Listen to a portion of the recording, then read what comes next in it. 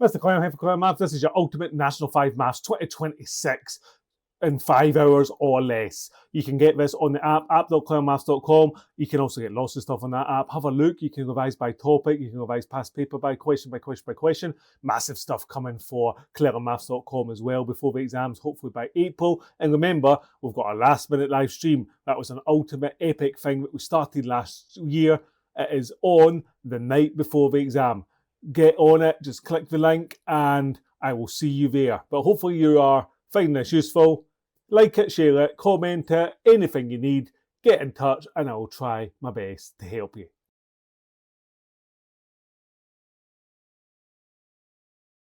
Off to all 40 marks it says. So question 1, evaluate 3.5 minus 1 1/4. Two ways to do this. You could take away the numbers and the fractions, but I'm just going to do it the way most people would do it, which is to make a fraction. So I do 3 threes is 9, 10, 11. So that's 11 thirds. 1 fours is 4 plus 1 is 5. So minus 5 quarters. So then we can just make a common denominator. 3 fours is 12. 11 times 4 is 44. And 3 times 5 is 15. So I've got 15. 44 minus 15. 15, 25, 35, 45 is 29 over 12. Check if it's simplifiable. It isn't because 29 is a prime number, but if you're not sure, change it back. 12, 24 is 2. 25, 26, 28, 29, that's 5 12s. 2 and 5 12s. I'll do it the other way just to be on the safe side. 3 minus 1 is 2. 2 thirds minus 1/4. Common denominator equals 12. 2 fours is 8. 1 threes is 3. 8 minus 3 is 5 12s, so I get 2 and 5 12s. Is that got the same answer? So we're done there. 2022, just last year, paper 1, question 1, evaluate 2/5 times 1/5 plus 3/4. So again, BIDMAS brackets first. 1/5 plus 3/4. Common denominator is 20. 1 times 4 is 4, plus 3 times 5 is 15. 19 out of 20. So we've still got this 2 thirds to times by. So step 2, 2 thirds times 19 over 20. 2 times 19 is 38. 3 times 20 is 60. And they're both even, so I can divide by 2 to simplify. A half of 38 is 19. And a half of 60 is 30. 19 is a prime number. It doesn't go into 30, so that's me simplified for my final mark. Clelland Maths is sponsored by Lecky, the educational publisher for Scotland. They offer viewers of this channel a massive 30% discount. Just use the discount code ClellandMaths at leckyscotland.co.uk. The practice question books go all the way from level 3 to advanced higher and include National 3, 4 and 5 apps as well, so you can get any book you need for your studies. These are an excellent resource with questions on every topic and contain work solutions so you can see how the marks are awarded. As you go through the book, the questions get increasingly difficult, so by the time you finish the book, you'll be ready for your exams. Usually £9.99, just use the discount code ClellandMaths to get 30% off that. Link down below.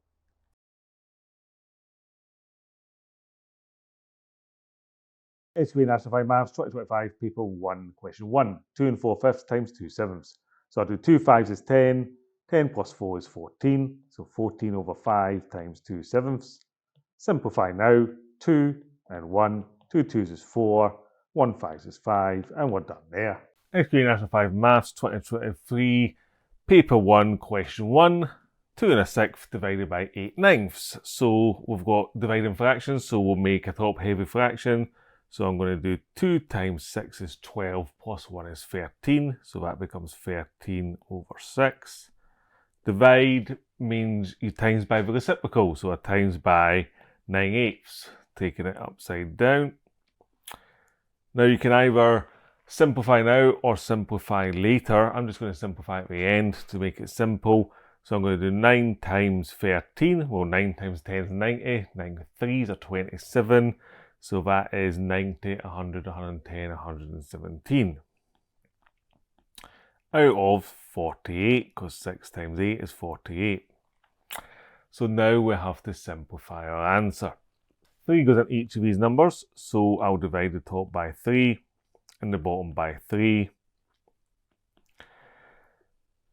3 into 11, well, 3 3s are 9, 10 11 makes 2, 3 9s are 27, and 3 into 4 goes 1, 1 left over, 3 6s are 18, so 39 over 16.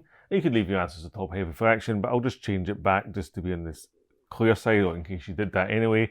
So 16, 32 makes 2, 33, 34, 35, 36, 37, 38, 39 makes 7 out of 16 left over. And you should be able to see that that is simplified. Just a quick note on this one. Back at the start here, you could actually simplify in advance if it's a times sign here by dividing by 3 over here and dividing by 3 over here, 1 the top, 1 the bottom. And that would give you, to start with, 13 times 3 on the top divided by 6 divided by 3 is 2 times 8. 3 13s is 39 and 2 8s is 16. So you get to 39 over 16 a little bit quicker, a little bit easier.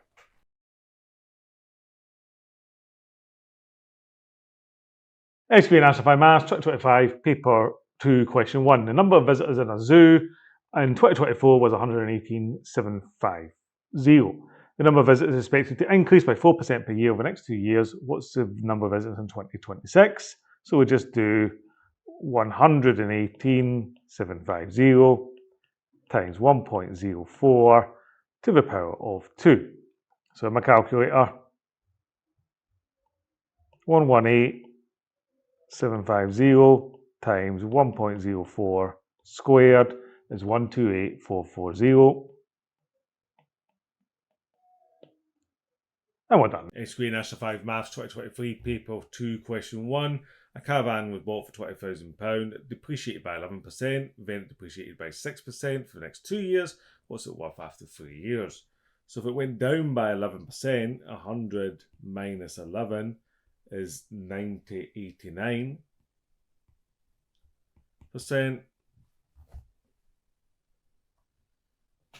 which is 0.89. And 100 minus 6 is 94%, which is 0.94.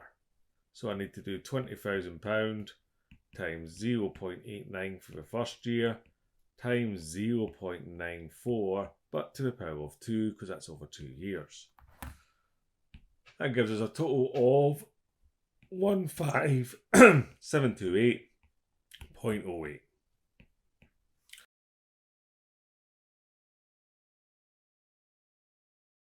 SQA National 5 Maths 2024, paper 2, question 5. This year the cost of Charlie's car insurance is £278.40. This is an increase of 16% on last year's cost. Calculate the cost of Charlie's insurance last year. No time means divide is what I usually tell people if it's not a basic percentage question. So there's no time, so I'm not doing appreciation. So it means I'm doing a reverse percentage. So let's see, this is an increase of 16% last year. So last year it was 100%. So that means that 278.40 equals 116%. So to work that out really quickly in a calculator, I just do 278.40 divided by 1.16 as a decimal, divide by 100 first.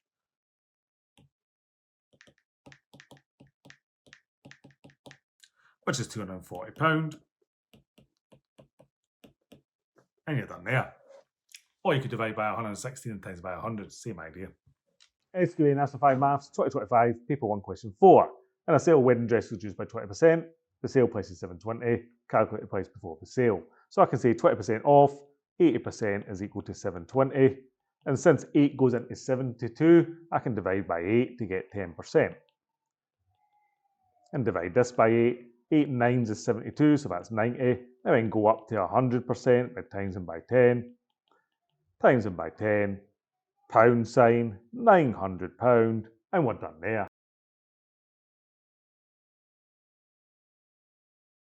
SQA National 5 Maths 2025, paper 2, question 3. The mass of one atom of gold is 3.27 times 10 to the minus 22 grams. The mass of one atom of carbon is 6.1% of the mass of an atom of gold. So we know the mass of an atom of gold. We have to look at the mass of an atom of carbon. So it's just 6.1% of 3.27 times 10 to the minus 22. So in a calculator to do that, I just do 6.1 divided by 100 times 3.27 to the power of minus 22. And it gives me an answer of 1.9947 times 10 to the minus 23 grams. Now, I could maybe round that if I want to about 2 or 1.99, but unrounding it doesn't make a difference because you're not getting asked to round. So, we're done there. SQA National 5 Maths 2024, Paper 2, Question 2. An ant colony occupies an area of 50 hectares, and there's an average of 1.22 times 10 to the 6 ants per hectare, so in 1 hectare. Calculate the number of ants in the colony. Well, the ant colony occupies an area of 250 hectares. That's per hectare, so it's just times 250.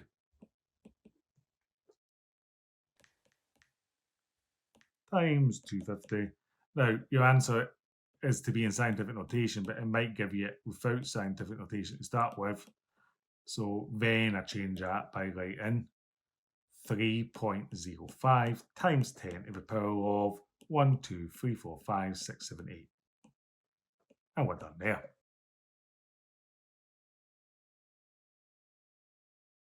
National 5 Maths 2024, Paper 1, Question 6. Simplify root 75 minus root 3.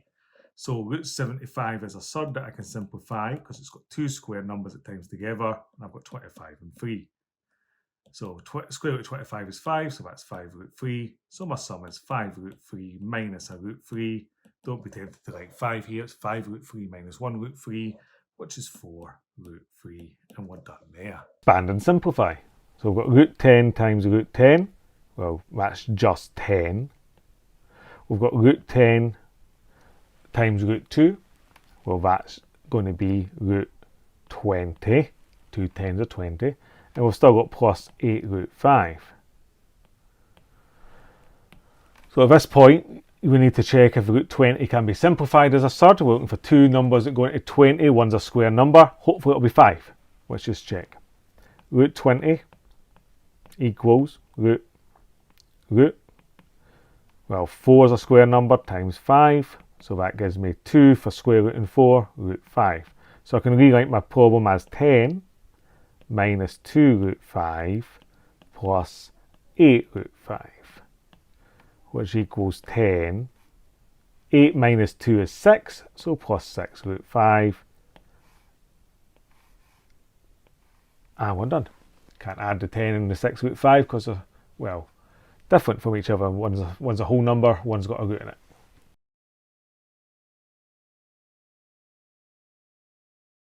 SQA National 5 Maths 2025, Paper 1, Question 12. Express 6 over root 10 with a rational denominator. So that means that it times by root 10 over root 10. So for 1 mark, you would get 6 root 10 over 10. But now you need to simplify. Well, the root 10 doesn't simplify. There's no square numbers that go in. But 6 and 10 can by dividing by 2. 6 divided by 2 is 3 root 10. 10 divided by 2 is 5. 3 root 10 over 5. And we're done there. SQA National 5 Maths 2019, Paper 1, Question 12. Express root 2 over root 40 as a fraction with a rational denominator and give it in its simplest form. So we've got root 2 over root 40. You can simplify now or after. So we'll simplify after. Root 40 over root 40. That gives me 2 times 40 is 80. So root 80 on the top. And root 40 times root 40 is just 40. So simplifying our root 80. We look for two numbers at times to make 81's a square number, the biggest you can find. 16 goes into it 5 times, so that is 4 root 5. So our final answer is 4 root 5 over 40. 4 goes into 40 10 times, so that's root 5 over 10, and we're done there.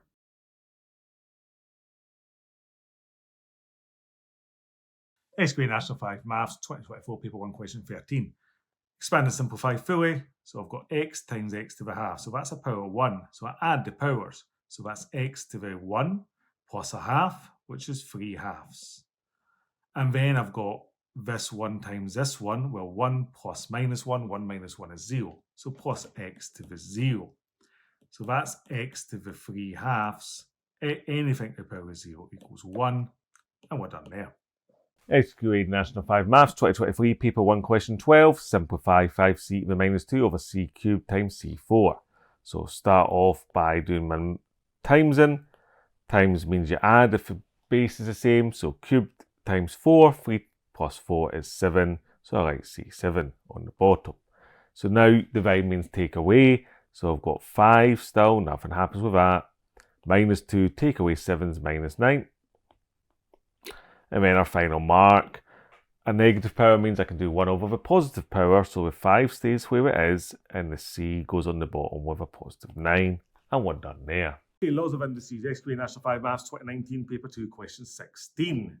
Simplify a to the 4 times 3a all over the square root of a. So let's just write that out. A to the 4 times 3a, all divided by the square root of a. Well, let's deal with the top first then. 3 is just times by 1, which is 3. And then the powers, I can put a little 1 on this and add the powers. Law 1. 4 plus 1 is 5. So I get a to the 5, and that's over the square root of a. Now, to divide by the square root of a, I'm doing indices, so I need everything to be indices. So that's going to be 3a to the 5 all over a to the half. The square root of a is a to the half.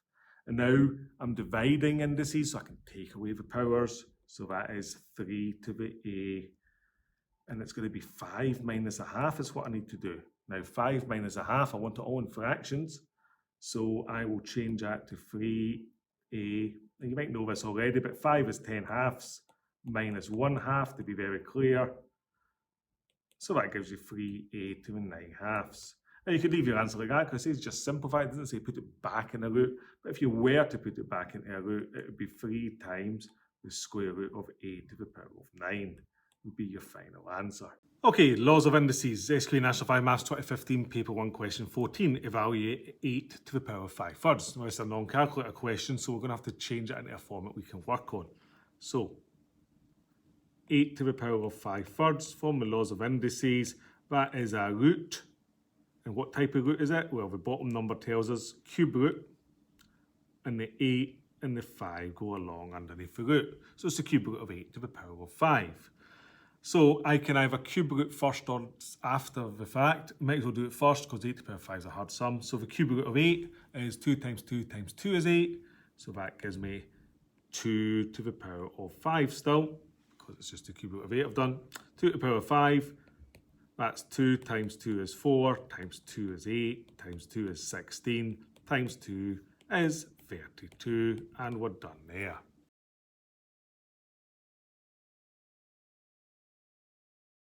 SQA National 5 Maths 2025, Paper 1, Question 2. Expand and simplify. So I always use grids for this, so I'm not going to change that now. X plus 3, x plus 5, plus 4, x minus 2.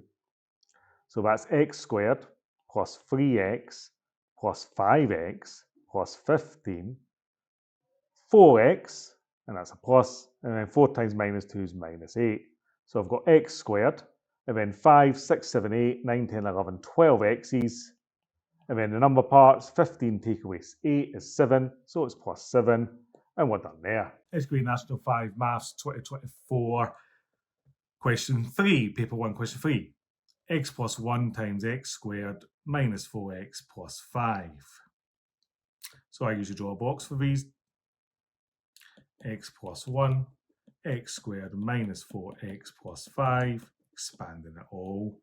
And then we've got x times x is x cubed, minus 4, x squared, 5x is 5x, 1x squared is just x squared, 1 times minus 4x is minus 4x, and 1 times 5 is plus 5.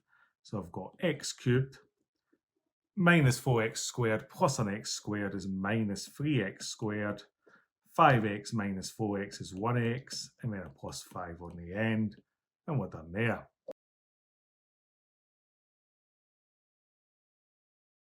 Maths 2024, Paper 2, Question 6. Factorise y squared minus 6y. Common factor is y.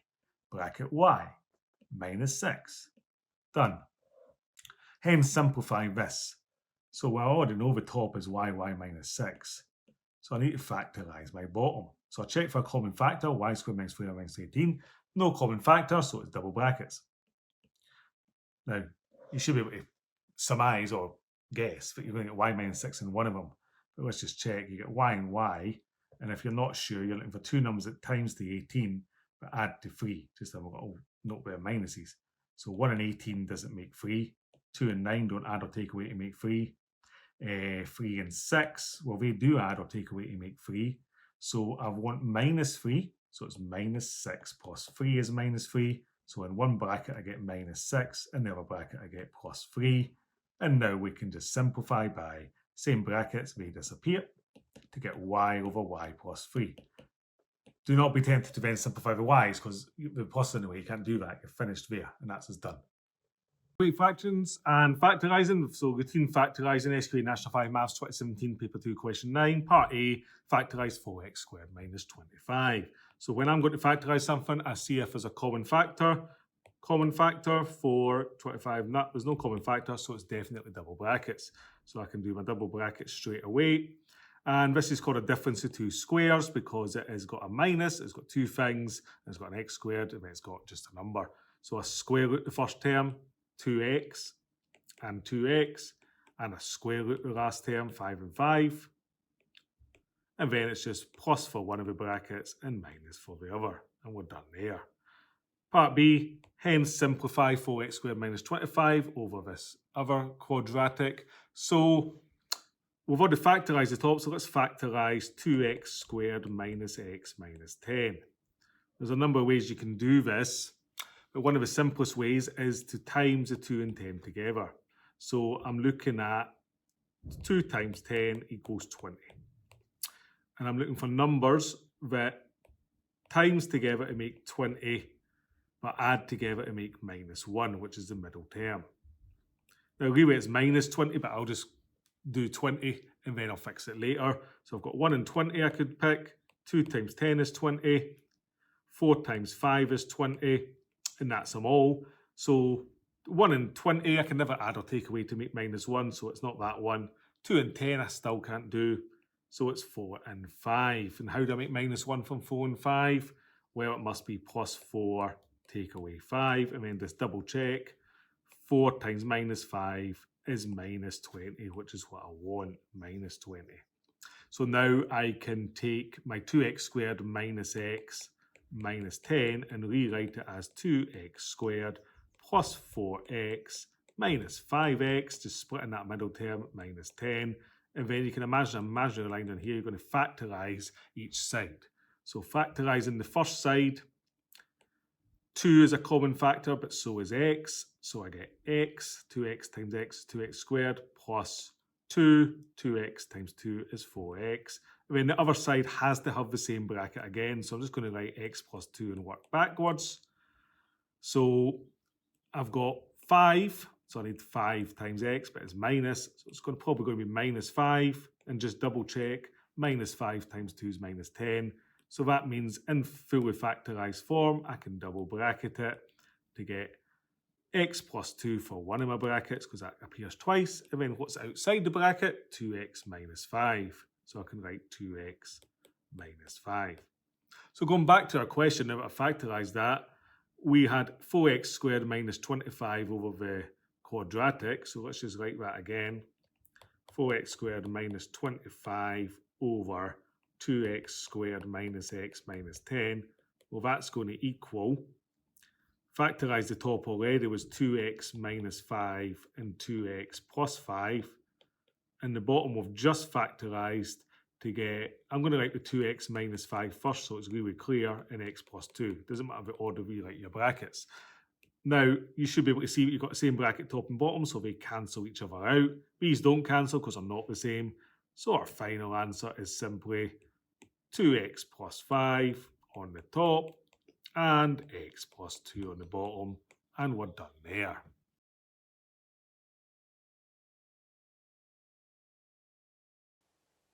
SQA National Maths 2024, paper 2, question 12.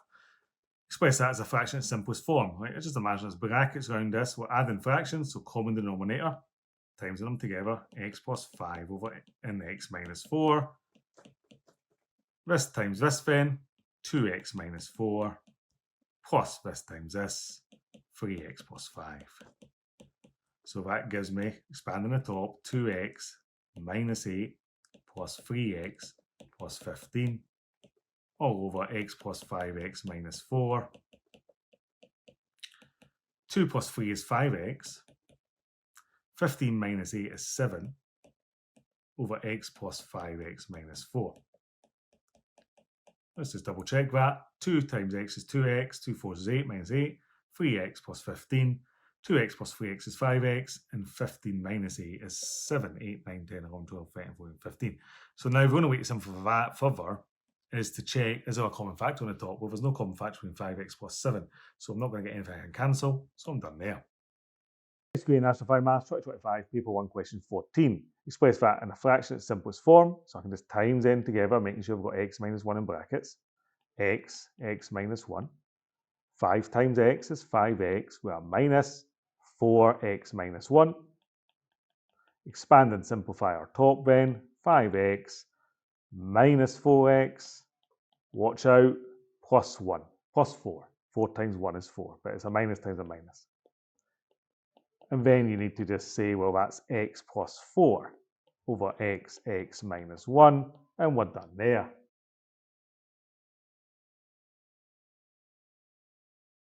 Question 12.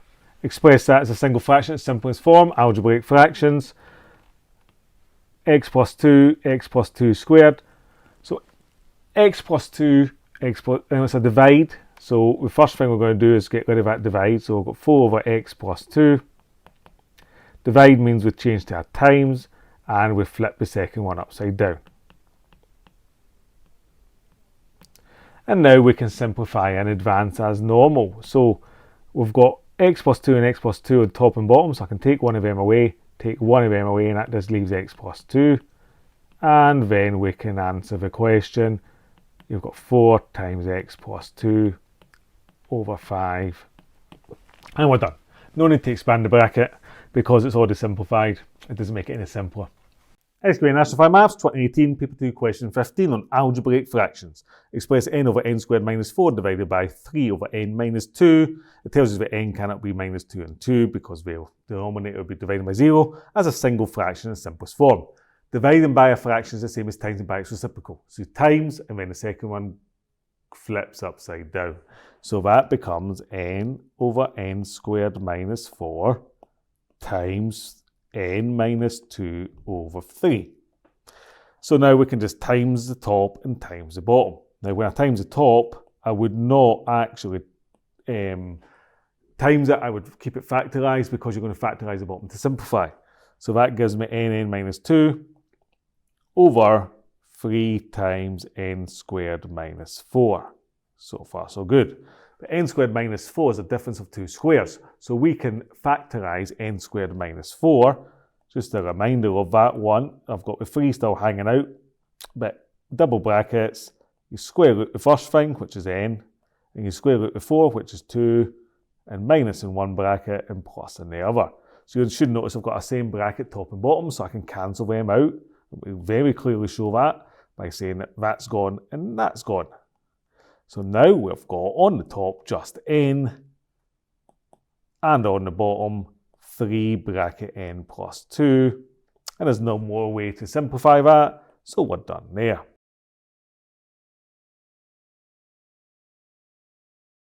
SQA National Maths 2025, paper 1, question 7. A function is defined as 3x plus 7. F of x is 3x plus 7. Find f of 6. So that's subbing 3 times 6 plus 7. That's 18 plus 7, which is 25. Part B, f of p equals 19. Find p. F of p equals 19. So p becomes x. 3p plus 7 equals 19. I can take away 7 then from each side to give 12. And then divide by 3 to give 4. So p is 4, and we're done there. Question 2. Given f of x is x plus 3 squared, find f of 7. Well, f of 7 means I sub in 7. So I've got 7 plus 3 all squared. 7 plus 3 is 10. Squared is 100. 10 tens is 100. And we're done there.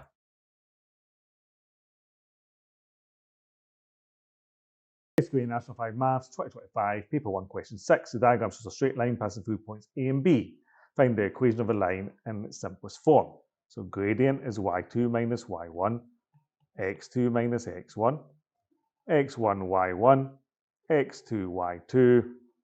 So my gradient is 2 minus 12 over 6 minus 1. 2 minus 12 is minus 10 over 5. That's minus 2. You'd expect a negative gradient because it's sloping down the way. Now I'll pick a point to be A and B. So I'll just pick 6 and 2 because they're easier numbers. Y minus 2 equals minus 2x minus 6. Expand. Minus 2x, a minus times a minus is a plus. And move the minus 2, minus 2x plus 14. And we're done there. Find the equation of a line passing through those points, give it in simplest form. So we need the gradient first.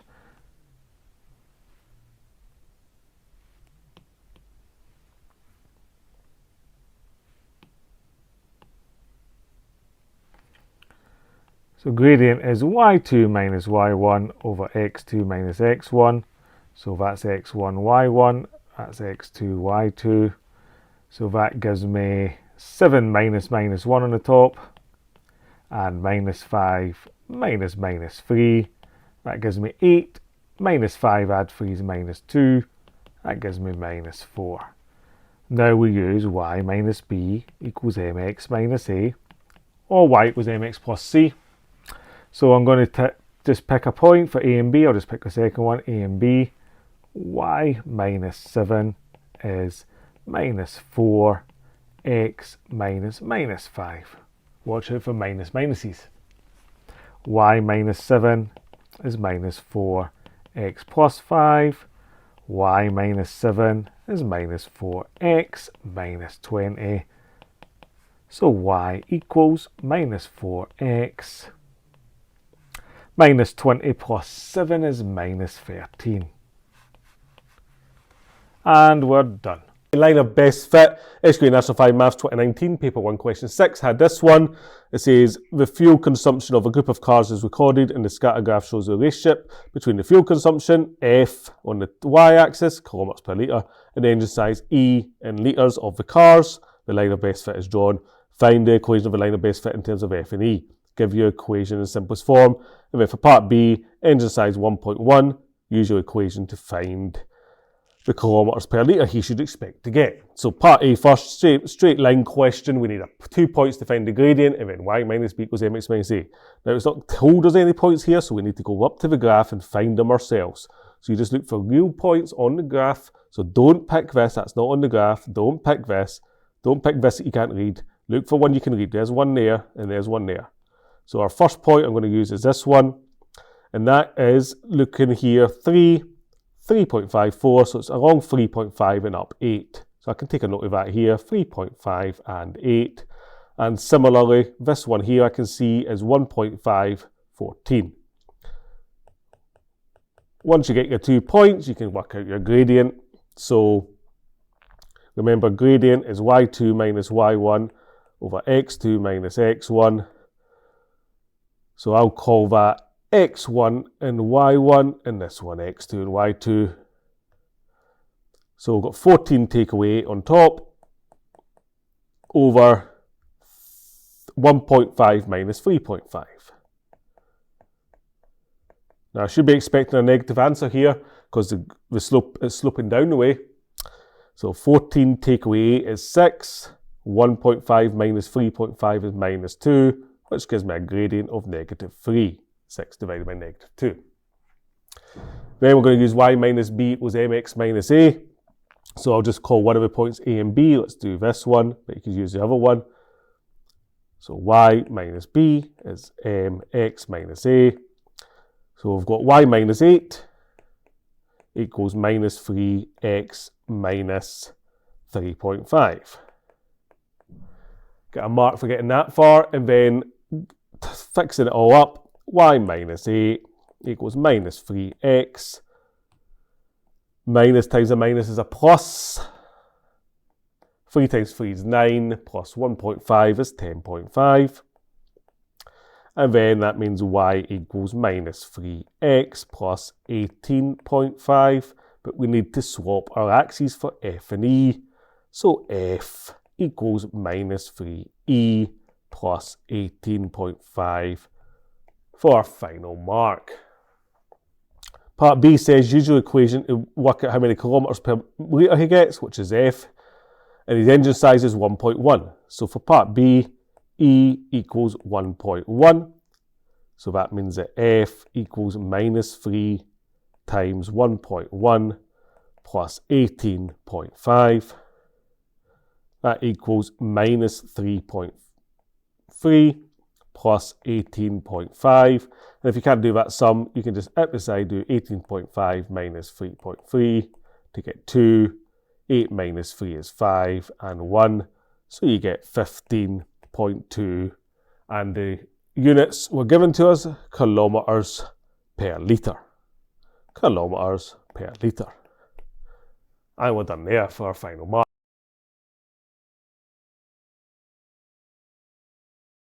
SQA National 5 Maths 2024, Paper 1, Question 11. A straight line has an equation x plus 4y minus 24 equals 0. Find the gradient. The gradient is the number in front of x, but only when it says y equals, so I need to rearrange.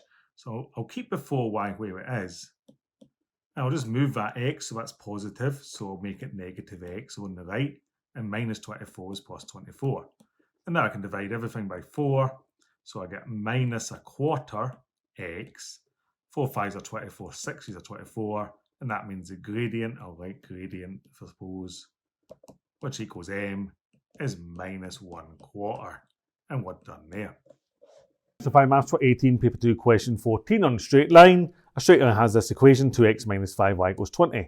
Find the coordinates of the point where the line crosses the y-axis. Cuts the y-axis when x equals 0, the opposite. So y-axis when x equals 0. So I'll just sub it straight in. There's no need to rearrange here. When x equals 0, I've got 2 times 0 minus 5y equals 20. So that's minus 5y equals 20. Divided by minus 5, y is minus 4. So to put my coordinate, that as a coordinate, remember x and y. X is 0, y is minus 4. And I'm done there.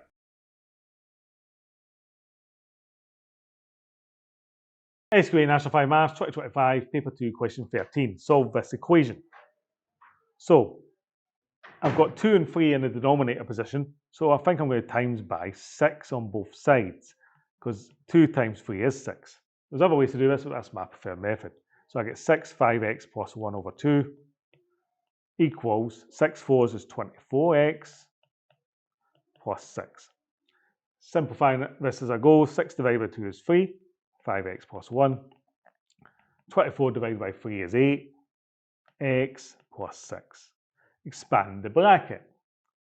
15x plus 3. 8x plus 6. Move the x's to the left to start with. So that gives me 7x by taking away. Plus 3 equals 6. Now move the 3. So I'll take away 3. 7x equals 3. Divide by the number in front of x. 3 over 7, and we're done there. Okay, a little bit harder this one. 2022, Paper 1, Question 15. A triangle and rectangle are shown. Find an expression for the area of the triangle. So the area of a triangle is a half the base, which is 3, times the height. Don't be worried that the height is algebraic, x plus 12. So that's an expression. We can simplify that a little bit. That's 3 over 2. X plus 12. And that is a fine answer, but I'll go ahead and multiply out the brackets. We get 3 over 2 x. 12 divided by 2 is 6 times 3 is 18. So there's my area of my triangle there for our mark.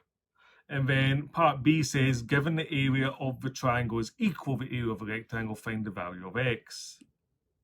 So we already know the area of a triangle is 3 over 2 x plus 18, and that equals the rectangle, this times this.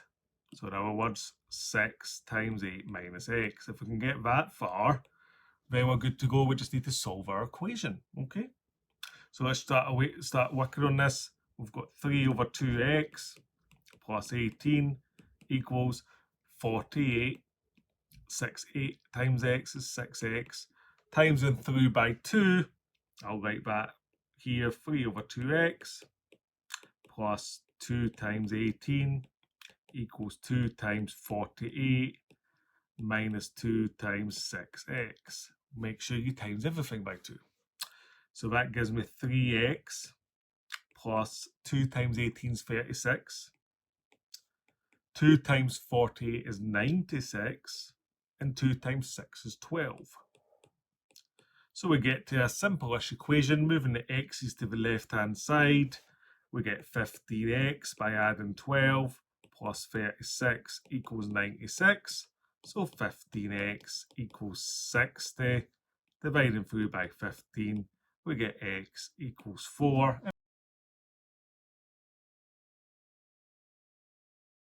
That's 2024 paper 2 question 4.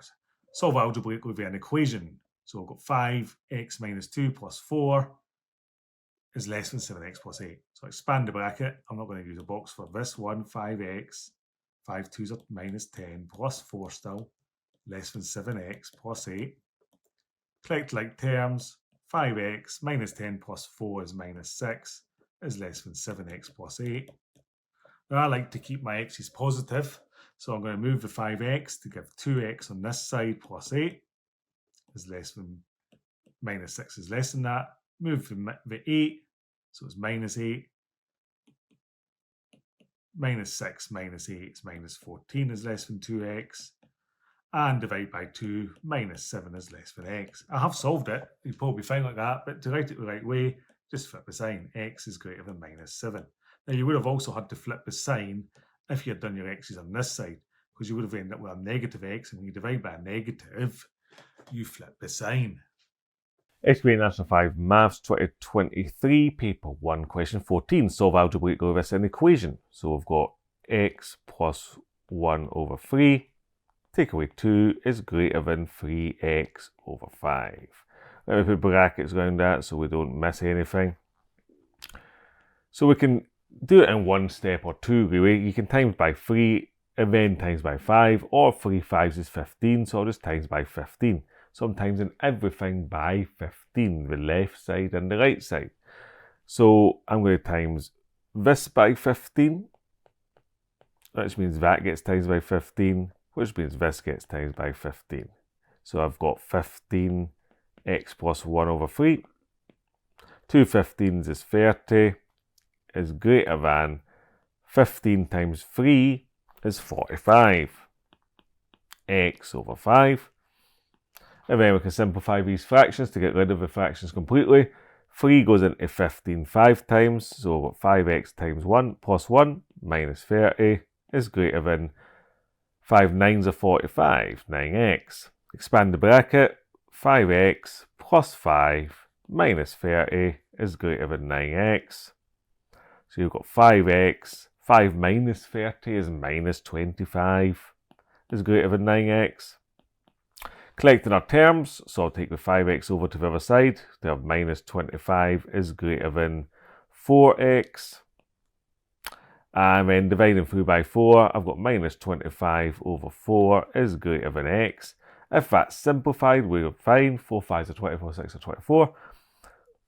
Or, if you want to write x on its own on the left, you don't have to, then the sign changes to minus 25 over 4, and it becomes less than.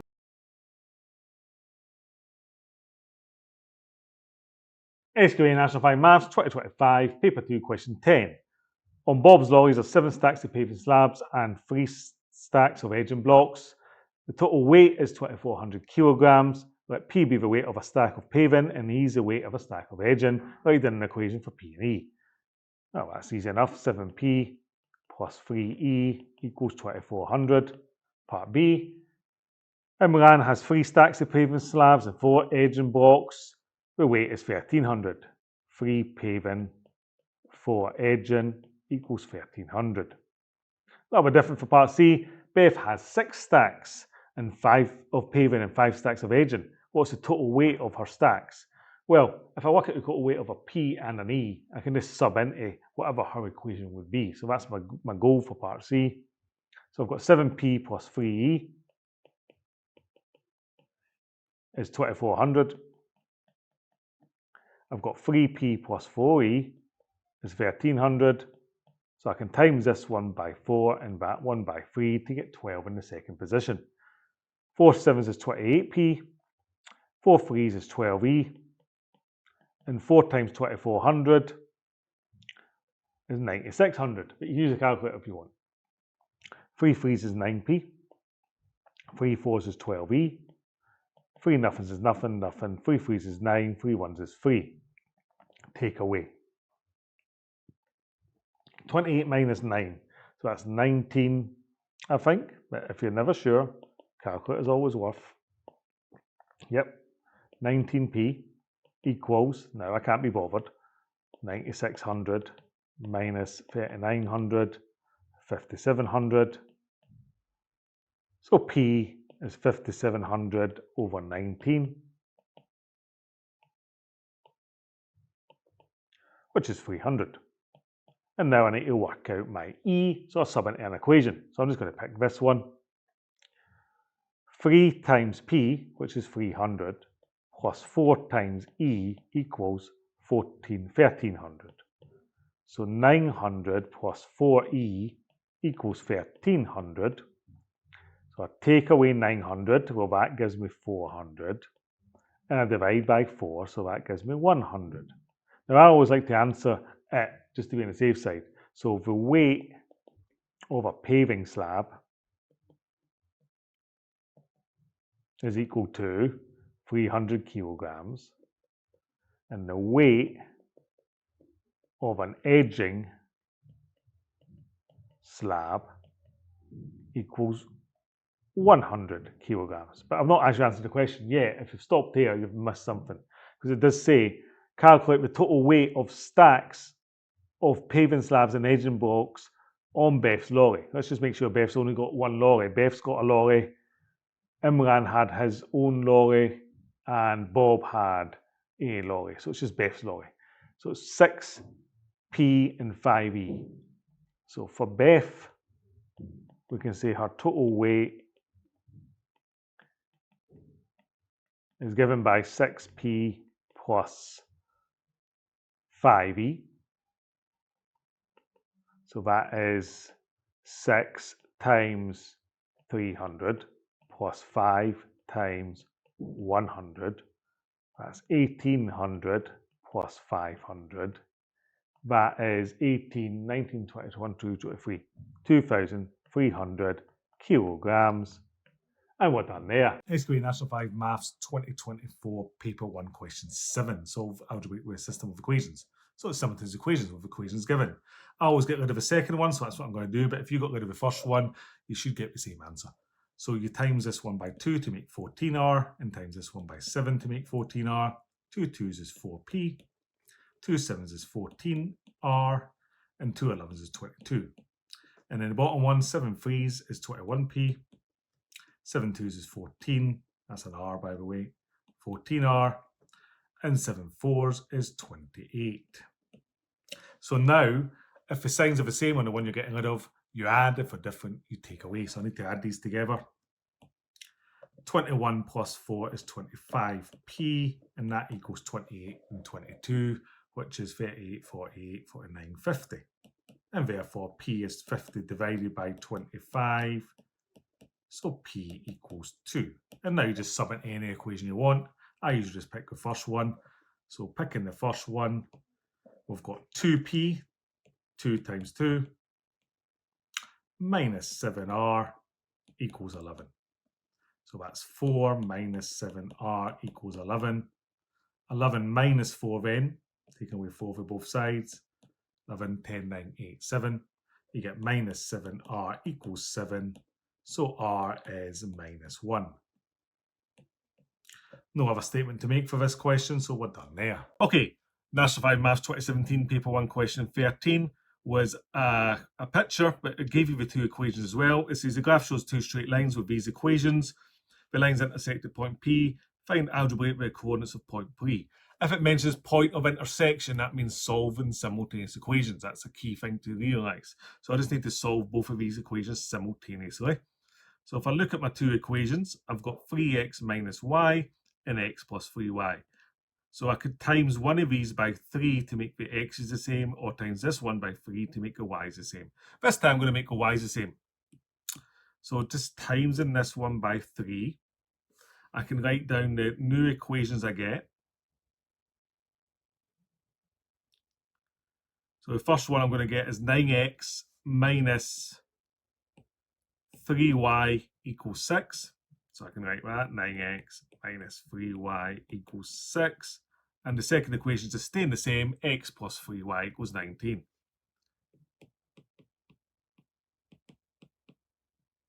So I'll call that equation 1 and equation 2. And this time you can see that these numbers are the same, but they're different signs. So I add the equations when they're different signs. So I do 1 plus 2. So 9x plus 1x is 10x. The y's disappear. 19 plus 6 is 25. So x is 25 over 10. Leave that as a simplified fraction if you want, or a decimal, because it's an easy decimal. I would write 2.5 for this one. Okay, and then we need to substitute in to get our y. So just pick a simple equation. I'm just going to pick x plus 3y equals 19, because there's only one x there. So I've got 2.5 plus 3y equals 19. So 3y equals 19 minus 2 is 17, minus 0.5 is 16.5. And just checking, this was a paper 1 question, yep. So I need to divide through by 3.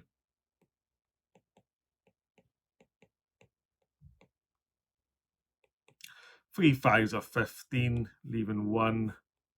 3 5s are 15 again, 5.5. So we've now got our two numbers, 2.5 and 5.5, but it's to find the point, the coordinates of P. So I need to change that to a coordinate, an x and a y. So our final answer is 2.5 and 5.5. And we're done there.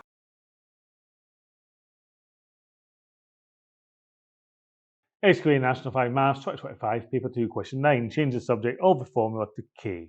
So where's my k? It's right here. So I need to add 3c first. b plus 3c equals a quarter k c squared. Now I get rid of that quarter, so I times both sides by 4. So 4 bracket b plus 3c, or 4b plus 12c, equals kc squared. Now I need to divide by c squared to get the k on its own. 4b plus 3c all over c squared.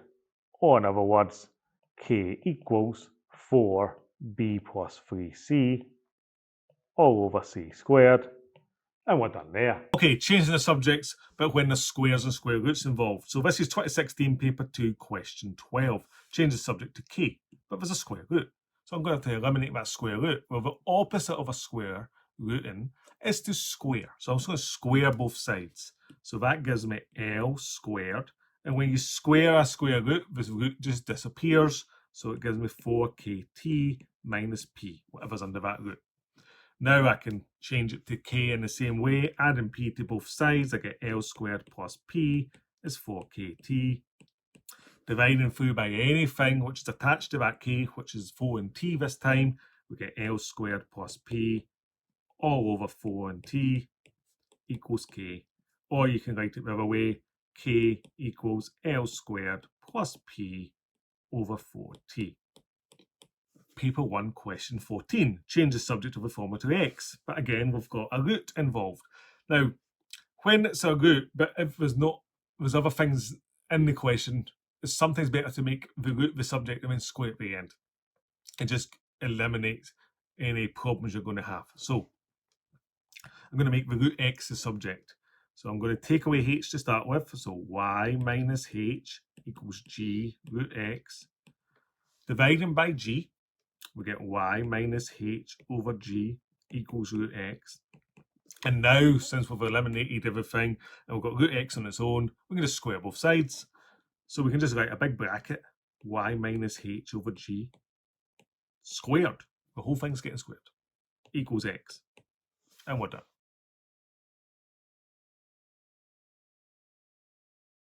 National Maths 2025, paper 2, question 5. Express this in the form x plus a squared plus b. Complete the square. Half the middle term. Still got 19. And then I do 5 5s is 25 and take it away. X plus 5 squared then. And 19 minus 25, well, we've got a calculator, guys. So if you can't do it, just check. Minus 6.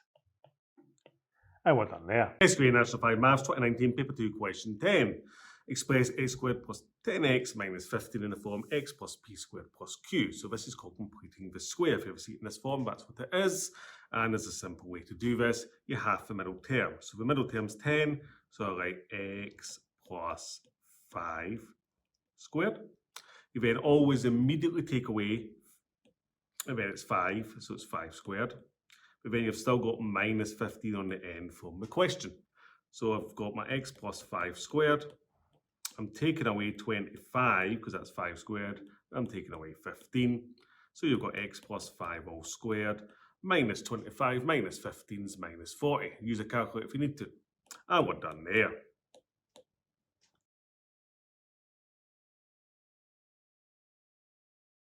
SQA National 5 Maths 2025, paper 1, question 9. The diagram shows a parabola with equation of the form x plus a squared plus b. It says find the value of a and b. So all you need to remember is that one changes sign, so it's minus 3, so it changes back to 3. And this one does not change sign, so it's still just minus 5. So b is minus 5. And we're done there. SQA National 5 Maths 2019, paper 1, question 9, completing the square. The graph shows a parabola. The maximum turning point is 420. Write down the equation of the axis of symmetry. So the axis of symmetry, remember, is this line that goes down the middle. That's a vertical line, so that occurs at x equal to 4 because the coordinate is 420. But remember, the turning point tells you how to find this in completed square form. So the completed square form is the turning point. A is minus 4 because it's the opposite to make that 0. So A equals minus 4 because minus 4 plus 4 is 0. And B is just your 20, the other number. So it's minus 4 and 20. The square of parabolas, SQA National 5 Maths 2017, paper 1, question 14. The graph shows a parabola with the equation of the form x plus a squared plus b. That's called completing the square, remember. The equation of the axis of the symmetry of the parabola is x equals minus 5, as shown. State the value of a. So this is testing. Do you know that this tells you that? It does. It tells you the turning point. The a is the 5. So all we're asking you to do is write a equals 5, not minus 5, because it's what makes this bracket 0. So it's 5 here. So it's minus 5 plus 5 is 0. So it's just 5. So a equals 5. It now says the point 3 minus 8 lies on the parabola. Calculate the value of b. So we've got x now equals, x plus 5 squared plus some number b. But we know the point lies on, so we're going to substitute the point in because that's an x value and that's a y value. So a is our y equals minus 3 is our x plus 5 squared plus b. So a equals minus 3 plus 5 is 2 squared plus b. 2 squared is 4 plus b. It should be clear that b must then equal 4 because 4 plus 4 is 8. If it now asked us what the turning point was, we would also know the turning point. It would be 5, 4, because that's exactly what completing the square does. SQA National 5 Maths 2024, paper 1, question 12. Express x squared minus 6x plus a in the form x minus a squared plus b. So completing the square, this is called, I always half the middle term, x minus 3 squared then, and you immediately take away 3 squared. And then you've still got plus 8 on the end. So that's x minus 3 squared minus 9 plus 8. And it gives me x minus 3 all squared. And minus 9 and 8 is minus 1. Part B, hence I state the coordinates of the turning point of the graph of y equals x squared minus 6x plus 8. So it's the same one. The turning point is given to you from the completing the square. Opposite sign of this, because that means you want 0 here in this whole bracket. So 3 minus 3 is 0, so that's 3. And then same sign, so minus 1. And that's it. Part C, the diagram shows the graph of y equals x squared minus 6x at 8. A line PQ has been drawn parallel to the x-axis. P lies on the y-axis, there. And P and Q lie on the graph of y equals x squared minus 6x plus 8, so there. Find the coordinates of Q. Well, I need to know where we cut the y-axis. So we cut the y-axis when x equals 0. So subbing that in, we get y equals 0 squared minus 6 times 0 plus 8. So y equals 8. So that means that this line is y equals 8. It's a horizontal line, so that's its equation. So I know that y equals 8. So I can now just say that we've got x squared minus 6x plus 8 must equal 8, because it's simultaneous equations again, but in a simple way, because it's a point of intersection. So taking the 8 over, we get x squared minus 6x, 8 minus 8 is 0, so we get nothing. X bracket x minus 6 equals 0. So that means we get x equals 0 and x equals 6. So the coordinates of Q finally, Q equals 6 along and 8 high, 6, 8. And we're done there. Question 5 says express x squared plus 8x plus 15 in the form x plus a squared plus b. This is called completing the square. That's half the middle number. Immediately take it away. I've still got plus 15 in the end. So I've got x plus 4 squared minus 16 plus 15. So I've got x plus 4 all squared minus 16 add 15 is minus 1. Hence the otherwise state the coordinates of the turning point of the graph. Well, completely square form tells you the turning point, it is 4, but then it's the opposite, so it's minus 4 and then minus 1. So we've got minus 4, minus 1, job done.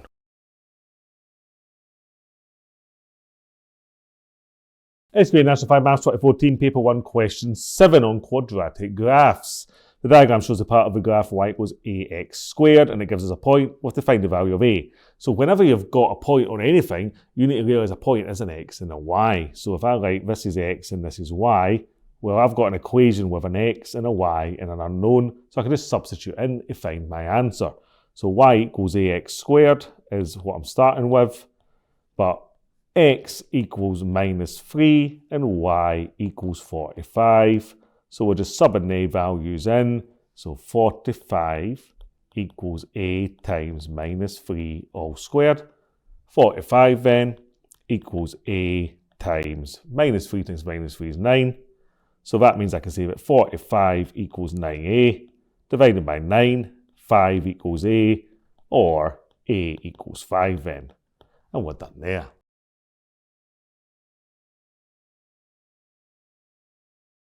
Question 13 says, sketch a graph of y equals x plus 1x minus 3 using the axes provided below. And on our sketch, we need to show the points of intersection with the x-axis and y-axis and the turning points. So notice this is already factorised. So our roots are given straight away, x plus 1. So we've got x equals minus 1 and x minus 3. So we've got x equals positive 3. So we can immediately put that on, minus 1. And I'll make my 3 sit here, where it cuts the y-axis. So for the y-axis, we need to make, remember, x equal to 0. So we've got 0 plus 1, which is 1. I'll write it out actually. And 0 minus 3. So that's 1 times minus 3, which is minus 3. So again, on my y-axis, I can go down and say minus 3. I now just need my turning point. So my turning point is in the middle of the roots. So middle of minus 1 plus 3 is this, add them and divide by 2. 3 minus 1 is 2 over 2. it happens at x equal to 1. So at x equal to 1, y equals, substitute it back into our equation, 1 plus 1, 1 minus 3, that equals 2 times minus 2, which is minus 4. So our point is 1 minus 4. So we can note that. Let's go along to 1. Let's note minus 4. So it's about here. Make a nice neat sketch. Remember, it's going to be a parabola. So we go down here, through our axis, round and back up, and that will do. And I'll, just to be on the safe side, I'll note that that point is 1 minus 4. And we're done. Okay, completing the square and parabolas. SQA National Maths 2016, paper 1, question 10. Sketch the graph of y equals x minus 3 squared plus 1. Show clearly the coordinates of the turning point and intersection of the y-axis. Well, the turning point is easy. TP, turning point. It is simply the opposite of this number, which is 3, the opposite sign, and then the second number 1. Why is it the opposite? Because it's what makes this 0. 3 take away 3 is nothing. Okay, where it cuts the y-axis. Cuts the y-axis when the other letter x equals 0. So just subbing that in, we get y equals 0 minus 3 squared plus 1. That's minus 3 squared plus 1. 9 plus 1 is 10. So the point is 0, 10. Or you can remember that you just do that squared that plus that, always when it's in complete square form to get where it cuts the y-axis. So now we can just draw a little picture. An x and y-axis, it's just a little sketch. So we're going to cut at 10, so I'll just note that. And our turning point is 3, 1. So we can go 3, along 3, up 1, say, is there. And then just draw a nice, neat parabola and label that point nice and neatly 3, 1. And we're done there.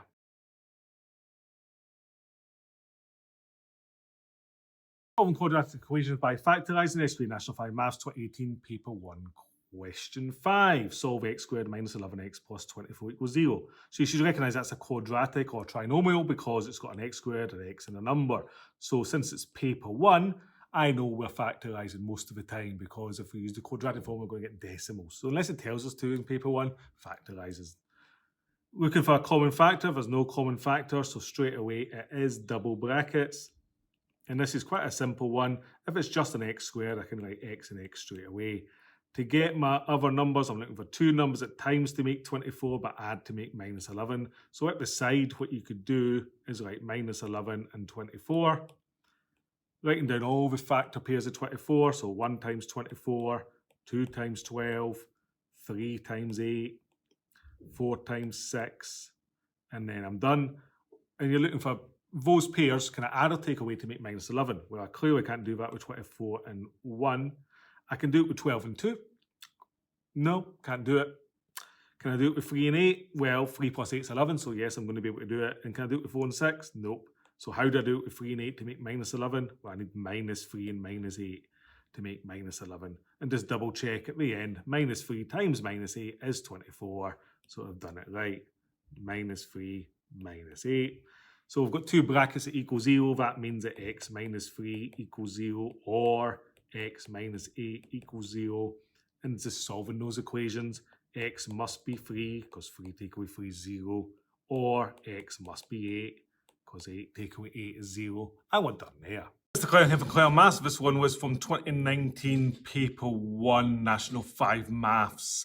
And it was asking a question about a ball getting kicked off a cliff. And it asked us when will the ball hit the sea. Bit of a strange one, that one. So let's have a look at this one and see how we solved that one. Again, it's an unfamiliar context, so that is what makes it difficult. So here's a picture of the actual question. It says a ball is kicked from a cliff top and its height is given by this equation. H is 12t minus 5t squared. Part A, calculate the height of the ball above the cliff top after 2 seconds. Have a look and see if you can solve that. Then part B, continued the graph below represents the height of the ball relative to the cliff top after t seconds. It says the sea is 17 meters above the cliff top. After how many seconds will the ball hit the sea? Have a look, see if you can solve that. Okay, the solution to the first problem.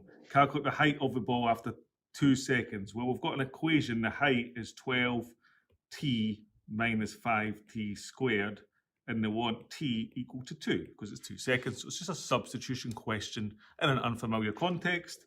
So the height would be 12 times 2 minus 5 times 2 squared.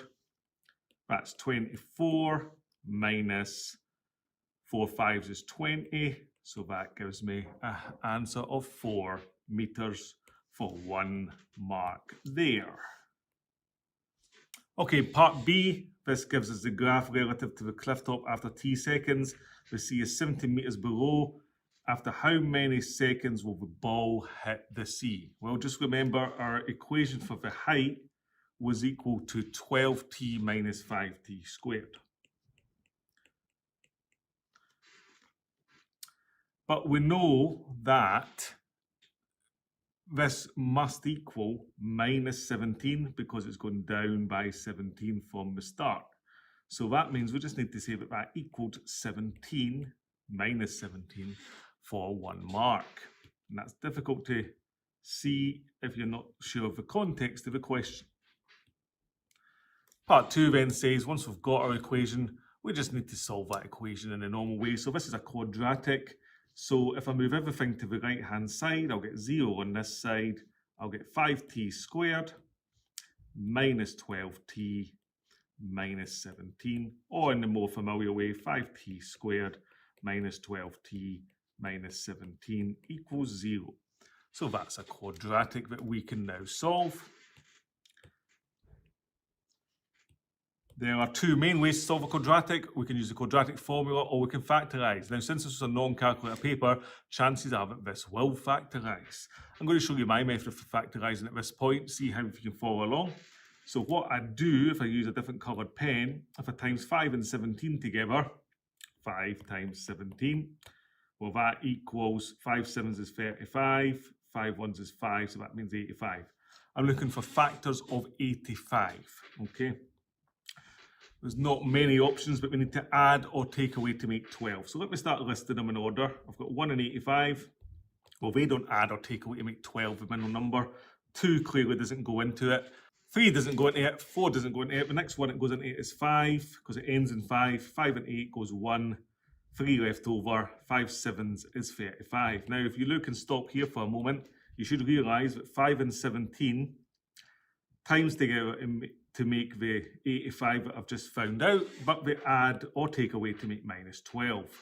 So remember, now we're just trying to make minus 12. So to make minus 12 is our key number.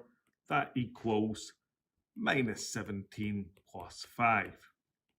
So if we draw a box at this point, we have got 5t squared, and then we're splitting up our middle term into minus 17t plus 5t, that gives us my minus 12t, and then at the end, I've still got my minus 17. So now we can just factorise each line in column. So factorising this, 5t squared and minus 17t, the only common factor is t. But going up and down the way, the common factor between 5t squared and 5t is clearly 5t. Now it's like a Sudoku puzzle. T times minus 17 is minus 17t, so it's minus 17. And 5t times 1 is 5t, so it's plus 1. My factors have dropped out. So in the end, after all that work or any method you prefer for factorising, you get 5t minus 17, and you get t plus 1, and that equals 0. And if you can get to that part, you can get a mark there. Final thing to do is to solve that and work out your t's. So for the first one, you've got, from this one, you've got 5t minus 17 equals 0. That means that t must be 17 over 5 seconds. And then the other one, you've got t plus 1 equals 0, so t must be minus 1 seconds. But time is positive, so t minus 1 is invalid. So there is our final solution. 17 over 5 seconds is the one we're selecting. is our final answer. SQA National Maths 2025, paper 1, question 15. The diagrams of a rectangle and square are shown, all measurements in centimetres. Find an expression for the area of the rectangle. Well, area is length times breadth, so I've got L and B. So that's just 2x plus 3 and x plus 1, and it's only worth 1 mark, so I don't think I need to expand it or anything. So we're done there. Given the area of a rectangle equals the area of a square, show this. So this is your standard thing. There's my area of a rectangle again. And that equals the area of the, and it says it's a square, so that's x plus 3. So that's x plus 3 times x plus 3. Or x plus 3 all squared. So expanding the brackets any way you want, I'll use my grids. 2x plus 3, x plus 1 equals x plus 3, x plus 3, 2x squared plus 3x plus 2x plus 3, x squared plus 3x plus 3x plus 9. So that gives me 2x squared, 3 plus 2 is 5x, and then plus 3 on the left, and then x squared, 3x plus 3x is 6x, and then plus 9. So moving everything over, 2x squared minus x squared is just x squared on this side, 5x, then take away 6x is minus x, and then 3 take away 9 is minus 6 equals 0, and that's what we want to show. But remember, if you can't do this question, you can still do part C, because you're just solving it. So part C says, hence find algebraic with the length and breadth of a rectangle. So we've got x squared minus x minus 6 equals 0. A quadratic equation, and since we're in paper 1, it probably factorizes. Double brackets, x and x, two numbers at times to make 6, but add to make 1, well that's 3 and 2. And I want minus x, so minus 3 plus 2 is minus 1. So that says that x plus 2 equals 0, and x minus 3 equals 0. So x equals minus 2, and x equals 3. But we can't have that because you have to have, can't have negative lengths. So we're going to use 3. So then we need to actually work it out. So way back up here, we've got length is 2x plus 3 and breadth is x plus 1. So our length was 2x plus 3 and our breadth was x plus 1. So we're using x equal 3. 2 times 3 plus 3, 6 plus 3, 9 centimetres. This one, 3 plus 1, 4 centimetres. And we're done there.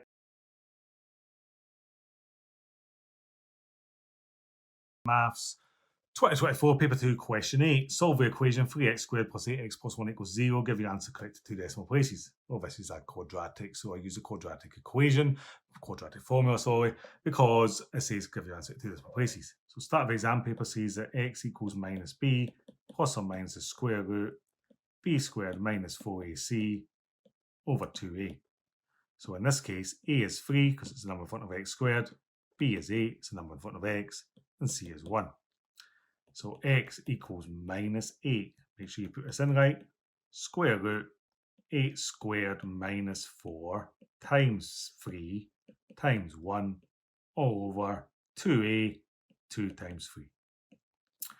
So that is minus 8 plus or minus. You usually get a mark for working this bit out. So I'll work this bit out. 8 squared minus, I'll put a bracket, 4 times 3 times 1 is 52. 2 3s is 6. So that gives me minus 8 plus root 52 over 6, or minus 8 minus root 52 over 6. So I'll work them out separately. Minus 8 plus root 52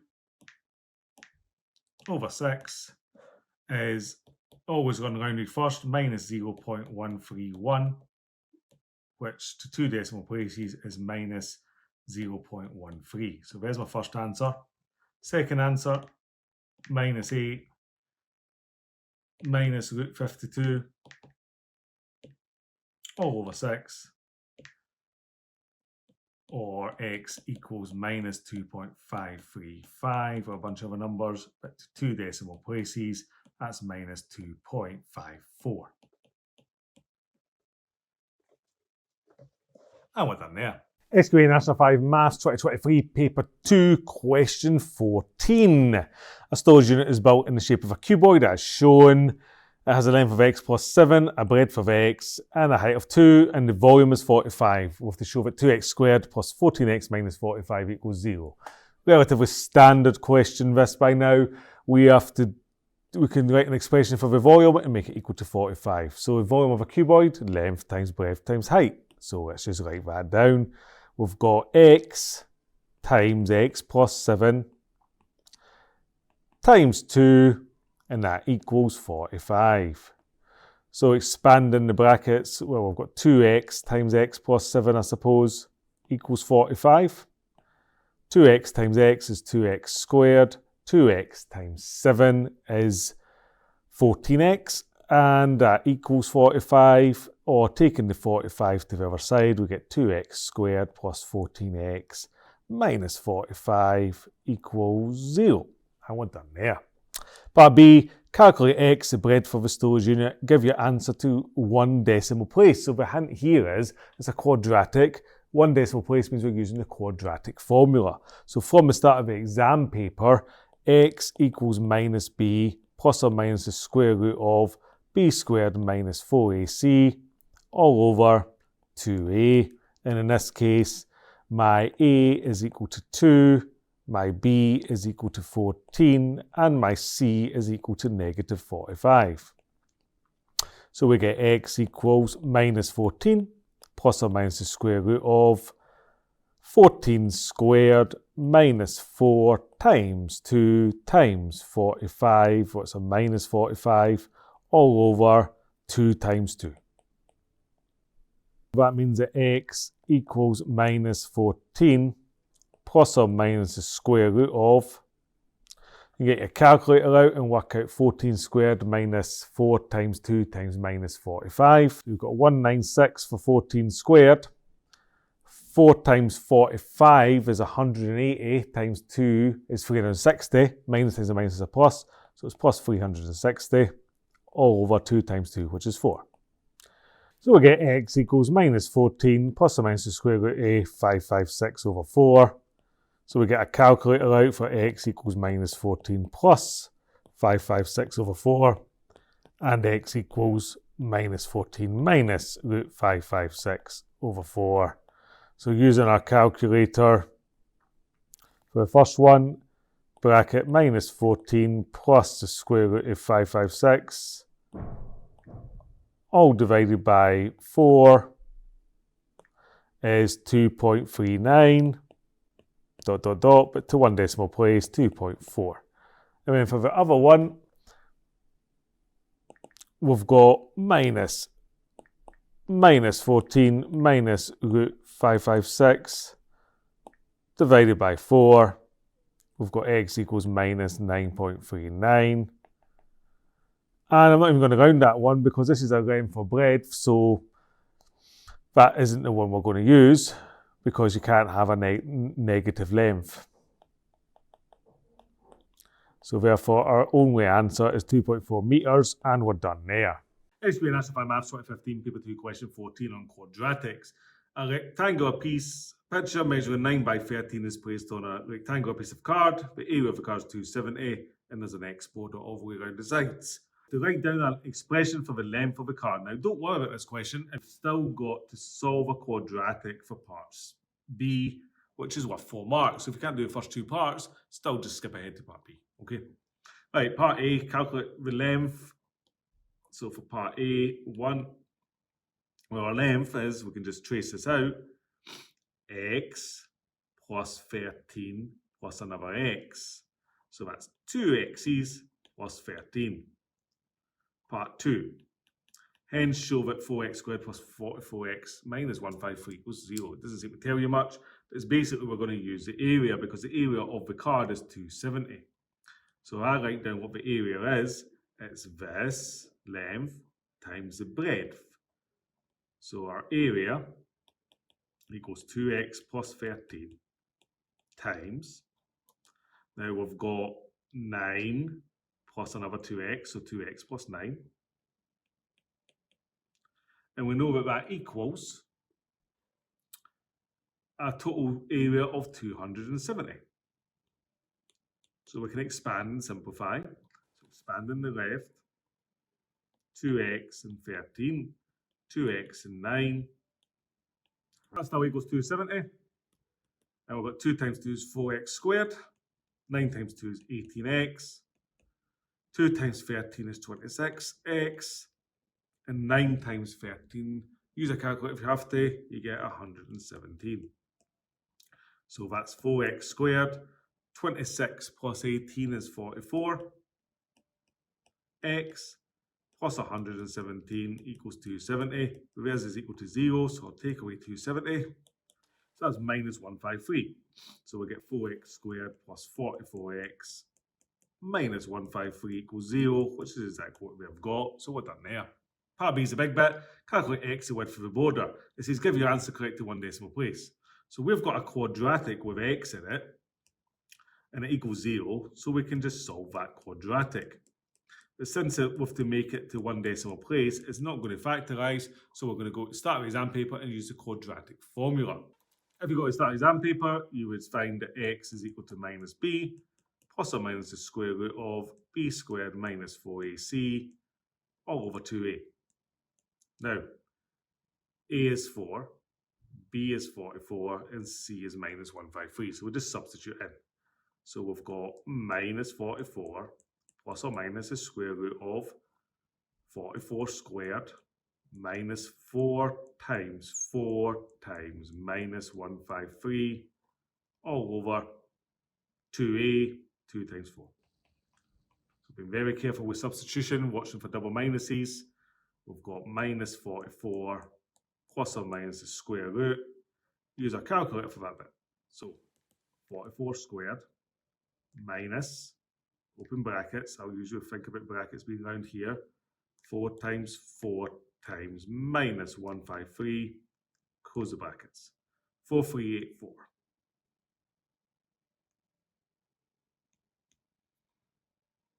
All over 2 times 4 is 8. That gives me two answers, remember. X equals minus 44 plus the square root of 4384 over 8. Or x equals minus 44 minus the square root of 4384 over 8. So working out our two answers, minus 44 plus the square root of 4384 equals this, press equals, press divide by 8, and we get 2.776. Always write down unrounded answers first, which is to 1 decimal place, 2.8. So now we'll do our other one. You can use brackets for this as well. Minus 44 minus the square root of 4384. Close the brackets, press divide by 8, press equals. This one equals minus 13.776. So to 1 decimal place, minus 13.8.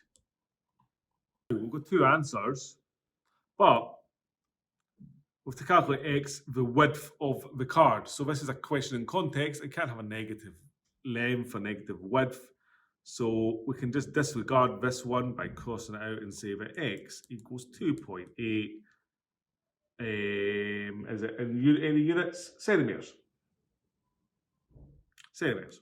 And we're done there. So make sure you correct the correct one and make it very, very clear that that's the one you want. For normal quadratic equations, you'll have two answers, but for this one, just one you need to pick because you can't have negative length.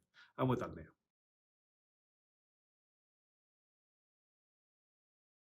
SQA National Maths 2025, Paper 1, Question 11. Determine the nature of the roots of 3x squared plus 2x plus 1. So I'm looking at b squared minus 4ac for this. So a is 3, b is 2, c is 1. So I've got 2 squared minus 4 times 3 times 1. That's 4 minus 12, which is minus 8. So since b squared minus 4ac is less than 0, there are no, you need to use the word real, roots. And we're done there. SQA National Maths 2023, Paper 1, Question 5. Determine the nature of the roots of the function 4x squared plus 6x minus 11. SQA National 5 Maths 2023 Paper 1 Question 5. Determine the nature of the roots of the function 4x squared plus 6x minus 1. So that is using the determinant. The determinant is in the quadratic formula, b squared minus 4ac. So I'm going to look at b squared minus 4ac. So a equals 4, the number in front of x squared, b is 6, and c is negative 1. So that means I've got 6 squared minus 4 times 4 times minus 1, 36. And then you've got 4 times 4 is 16, times 1 is 16, minus times a minus is a plus, so plus 16. 36 plus 16 is 52.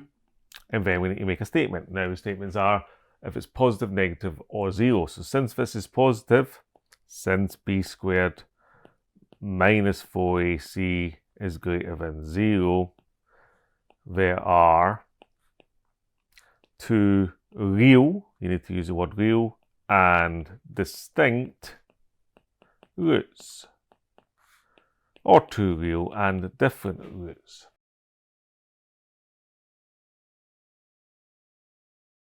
SQA National 5 Maths 2023 Paper 2 Question 3.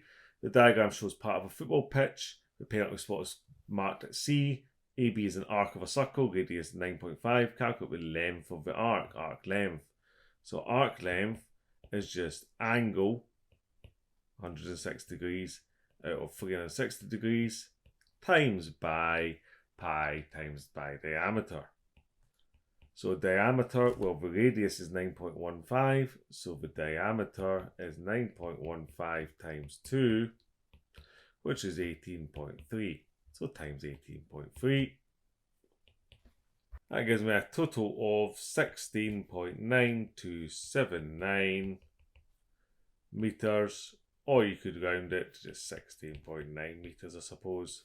And we're done there. On an arc length, 2022 National 5 Maths Paper 2 Question 10. An attraction at a theme park has a carriage attached to an arm as shown in this picture. The arm swings from A to B along an arc of a circle centre C as shown below.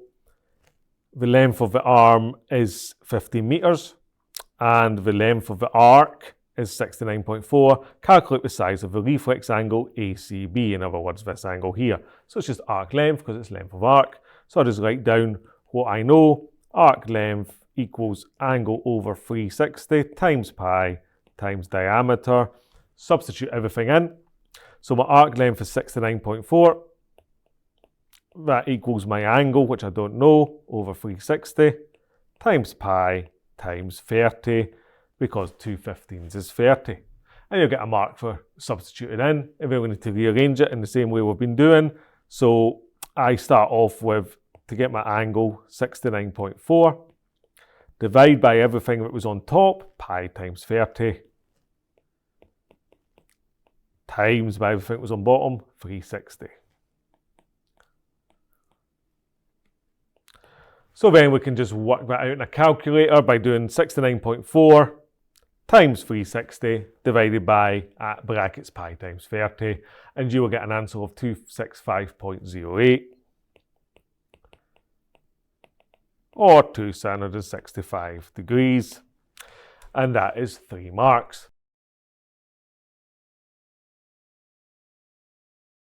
SQA National 5 Maths 2025 Paper 2 Question 6. A party is made in the shape of a cone as shown below. The piece of a card is used making the hat as a sector of a circle centre C. The radius is 15. The angle ACB is 170. Calculate the area of the sector.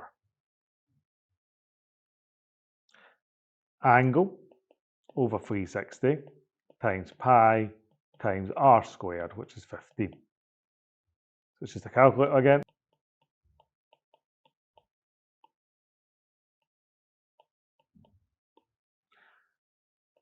$333.7942 or 333.80 centimetres squared.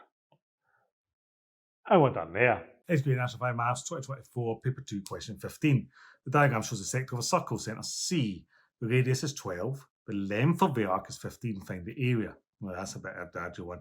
So to find the area of a sector, I need the angle. So I'm going to have to work backwards from the arc length. So let's call that theta or anything you want.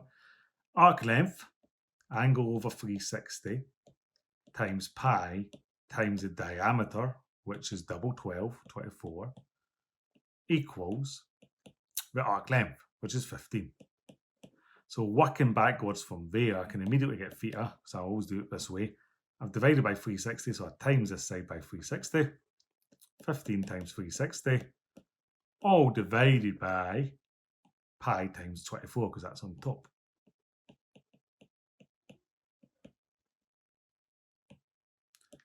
(15 times 360 divided by, open brackets, pi times 24 is 71.6 degrees.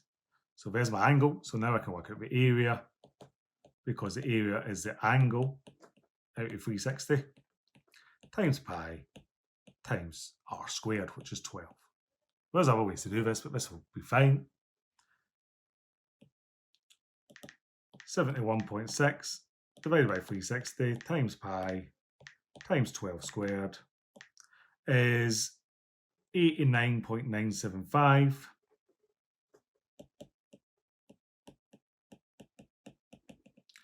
And it's centimetres squared, or you can just round it if you want, but it would round up to about 90.0 centimetres squared, which I never like the look of, so I'd probably prefer just to unround it.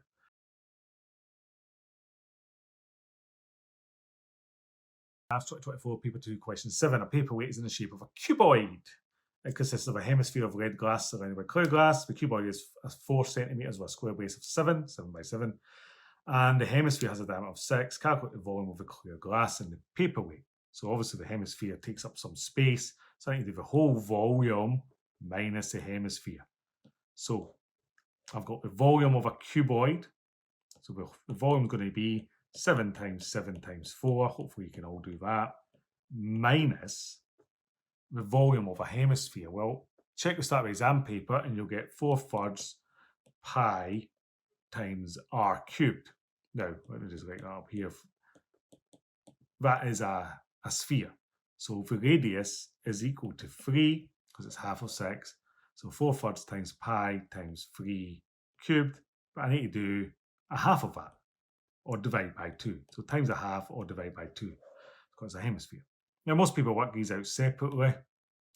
So 7 times 7 times 4 is 196, minus 4 divided by 3 times the pi button, times 3 to the power of 3 is 113.097. Divide that by 2, or times it by a half, is 56 point. Now, I wanted to do significant figures, so just a reasonable number here, 54866, blah, blah, blah. I never bother to round until at the end. 196 minus 56.54866. Now, it would have been 67 actually, but I've put ... so I'm safe there. So that gives me 139.451 and a bunch of other numbers. And I only need 2 significant figures, so I'm rounding here. That rounds up to 140. And the units are centimetres cubed. And there you are. There's your volume of the paperweight glass. SQA National Maths 2023, Paper 2, Question 9. The concrete block is in the shape of a large pyramid with a small pyramid removed. The large pyramid has a square base of 90, as you can see. The small pyramid has a square base of length 40 and a height of 48. The whole block has a height of 60. Calculate the volume of the block. So, a big pyramid minus a small pyramid. So go to the start of the exam paper and check the formula for a pyramid. You will see that it is 1/3 of the area of the base times the height. So the volume of a pyramid is 1/3 times the area times the height.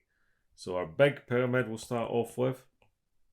That's 1/3 times. Now the large pyramid's got 90 on the bottom square base. So 90 times 90. And the height, 60 plus 48 is 108.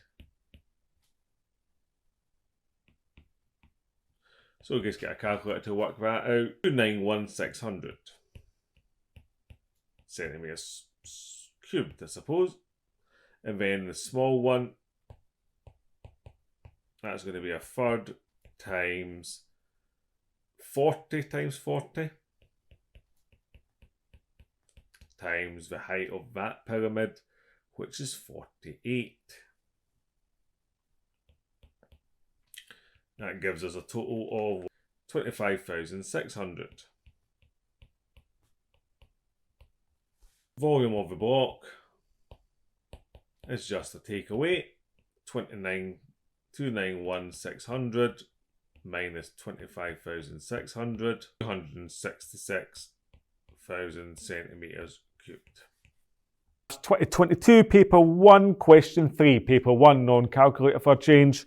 It says the diagram below shows a cone with diameter 20 and a height of 60. Calculate the volume, take pi as 3.14.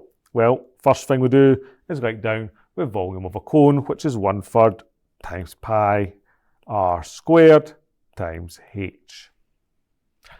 Okay, so substituting everything in, that's 1/3 times 3.14 times r is 10, half the diameter, and the height is 60.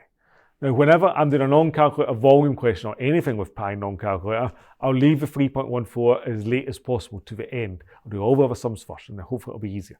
So you get a mark for that, and then your final mark is just for getting the answer. So you need to do all the work to get the answer to get 2 marks. Don't worry if you can't do it 2, 1's good enough, getting that substitution in there. So doing the work, I've got 1/3 times 3.14 times, well, 10 times 10 is 100. So I've got 100 times 60, that's 6,000.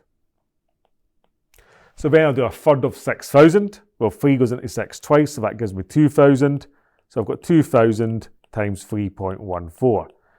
So at the side, I can do 3.14 times 2, doubling a number, 8, we get 2, we get 6. So we get 6.28. So that gives me 6.28 times 1,000. That's 6,280 centimeters cubed. For our final mark. Another volume question, SQA National 5 Maths 2018, paper 1, question 17 had this one. A square base pyramid is shown in the diagram.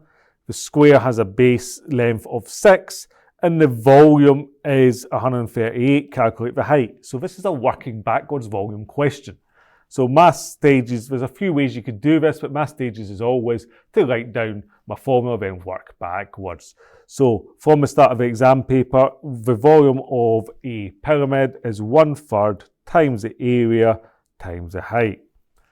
Okay, so substituting everything in, I've got 138 on this side equals 1/3 times, now it's a square, so it's 6 squared or 6 times 6. I'll just write 6 squared times the height.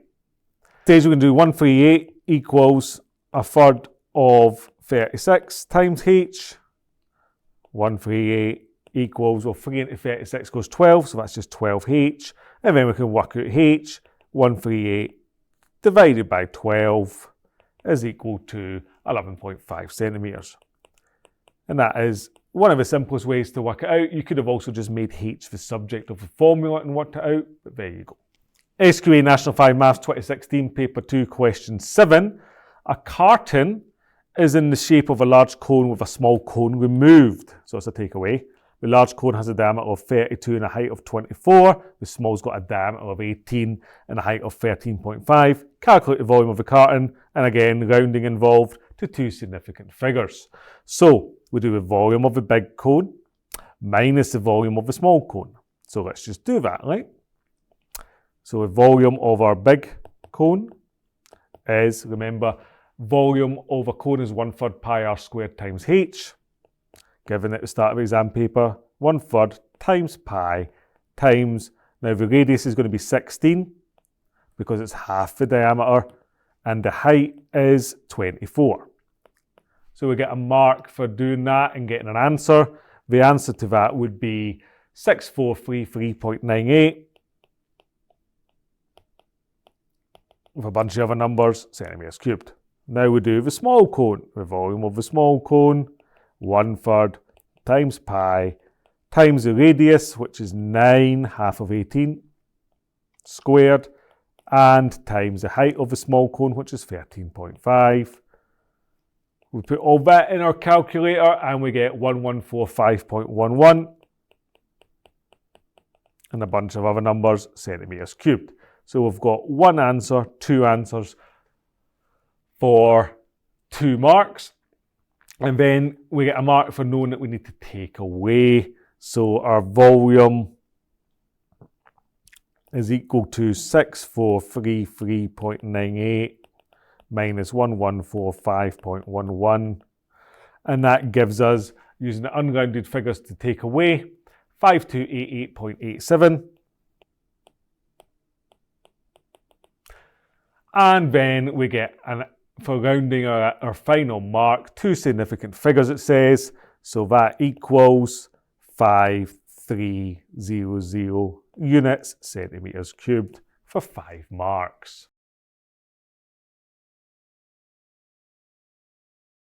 Beam is used to support a wall on a horizontal ground, as shown in the diagram. The edge of the beam is 8 meters long. C is at the foot of the wall. A is 7. B is 4 meters from C. Determine whether the wall is perpendicular to the ground. The word perpendicular means at right angles. So we're just doing Pythagoras, the converse of Pythagoras. So what we need to check is, does 7 squared plus 4 squared equal 8 squared? So let's just keep it separate because we're checking.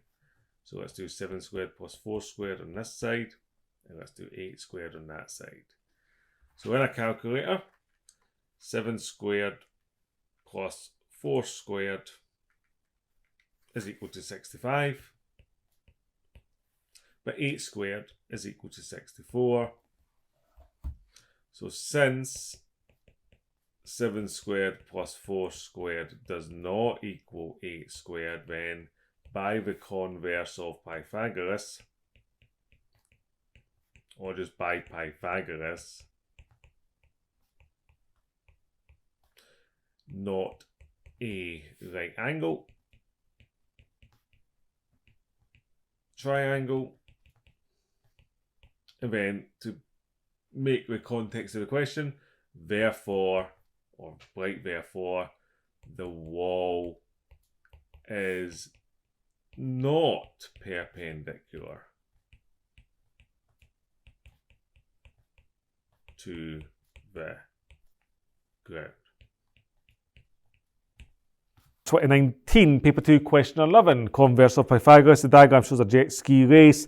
The course is marked out by markers A, B and C. It says B is 600 metres from A, C is 650 metres from A, and C is due north of B. Determine whether B is due east of A. Well, if it is, it will be a right angle. Now, you cannot use Pythagoras to get this missing side because you're going to try and prove it's a right angle. So we'll start off with the fact that the whole course is 1500.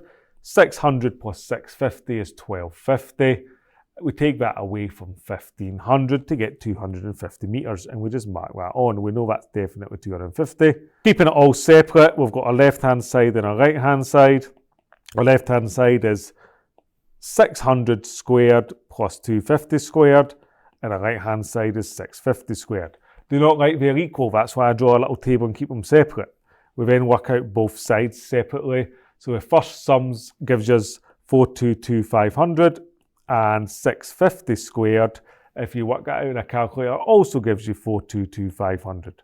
So then you can say, since 600 squared plus 250 squared equals 650 squared, then angle is right angled is a right angle. So we could then write what we're trying to say. A is east of B. B is east of A, sorry.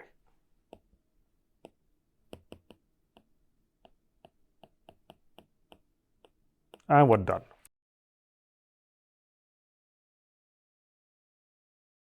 SQA National Maths 2024, paper 2, question 10.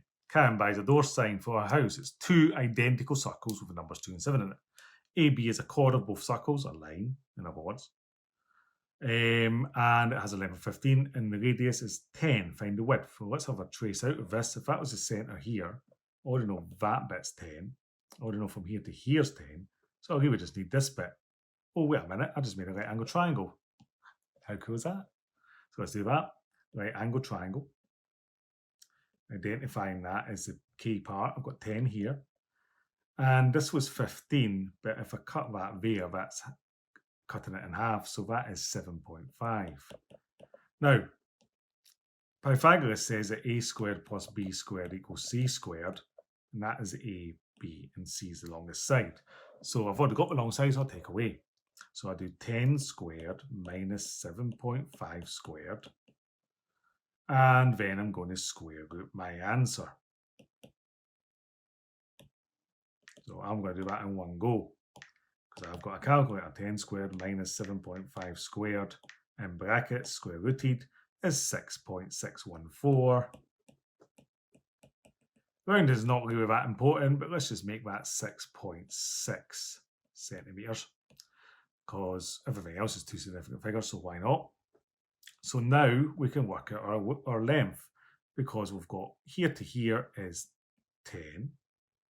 Another centre there is also 10. And I've got double 6.6. Let's just double check when I double that, it rounds to the same thing. Yeah, 13.2. So that's fine. 6.6 times 2. And this length here now is 13.2.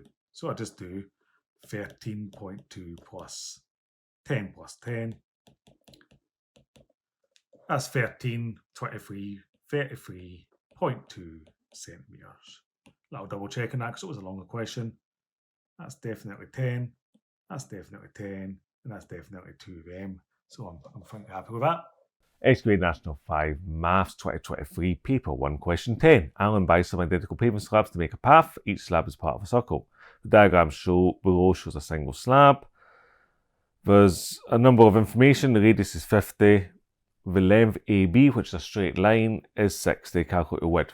Now this might be hard to work out what's going on here because it doesn't look like a standard one of these questions because of this curve.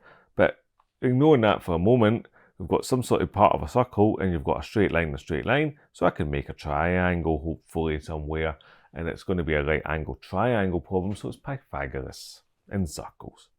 So I have to calculate the width of the paving slab. So the width goes from here out to here. There's the whole width.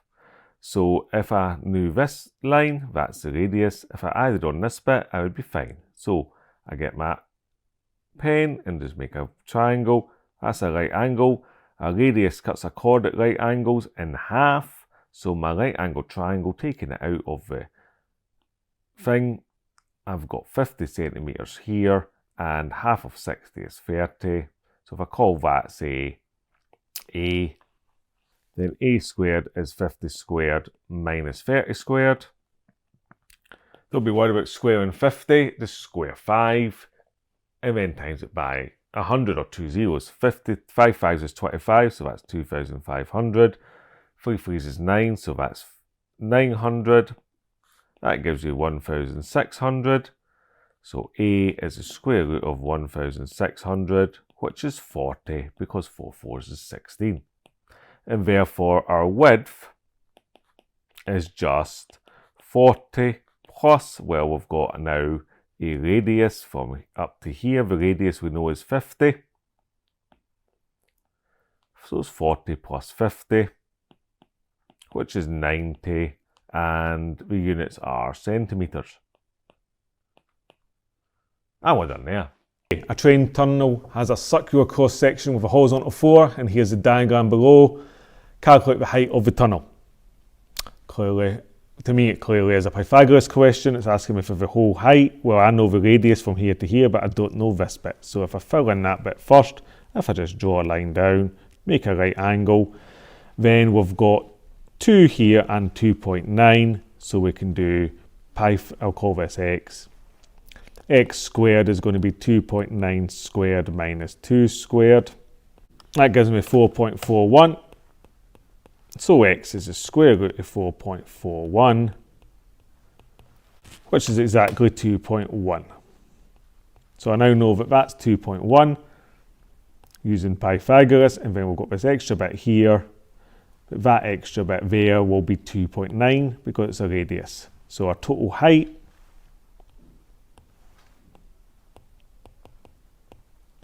just equals 2.9 plus 2.1, which is exactly 5 metres. SQA National 5 Maths 2019 Paper 2 Question 18 had this question. It's a cartoon snowman, and it's got a lot of information about the head is a small circle with centre S, and the diameter of that from here to here or here to here is 15. The large circle has got a centre of T, and it also lies on the circumference of this one. And A and B lie in the circumference of both circles. Calculate the height of the snowman. It was quite difficult. But if we notice, we know this line here is 15, so we're really just being asked to calculate the radius of the big circle. Now we could calculate it anywhere. So if I go inside this bit from here to the outside, that's a radius of the big circle too. I'll draw that in. And we already know of some facts. We know that'll make a right angle, but we know that the diameter of the small circle is 15, so that is 7.5, but so is this. So taking that outside of the circle, just to be clear, we have got 7.5 here and 7.5 here with a little x here. So x squared is 7.5 squared plus 7.5 squared.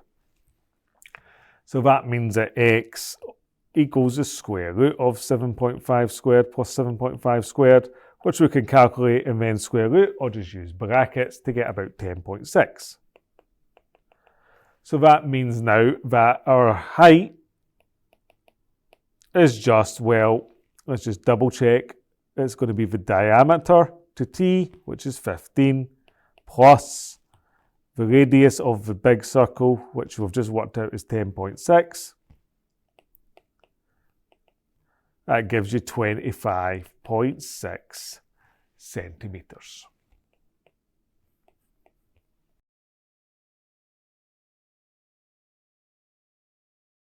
SQA National 5 Maths 2025 Paper 2 Question 8. The diagram shows a cuboid relative to the coordinate axes. L has 0, 3, 12 and R has 4, 0, 0. Write down the coordinates of M. So where's M? M is up here. So I start at 0. I need to go along to here first if I'm going to M. So that's 4. I then need to go in this far. Well, it's a cuboid. It goes in that much, which is the same as going in this much, which is 3. And then I need to go up to the same place as L is. So up to 12. Because the last number on L is 12. And we're done there. And then it says, calculate the length of the space diagonal OM. So in other words, it wants us to calculate the length from here to here. Now, the easiest way to do that is by vectors. You get 3D Pythagoras, because if that's 0, 0, 0, we could go that times that, get the Pythagoras and do loads of stuff. But since it goes from O, which is 0, 0, 0 to M, then for part B, it's really, really easy. 3D Pythagoras with the coordinates, coordinate M.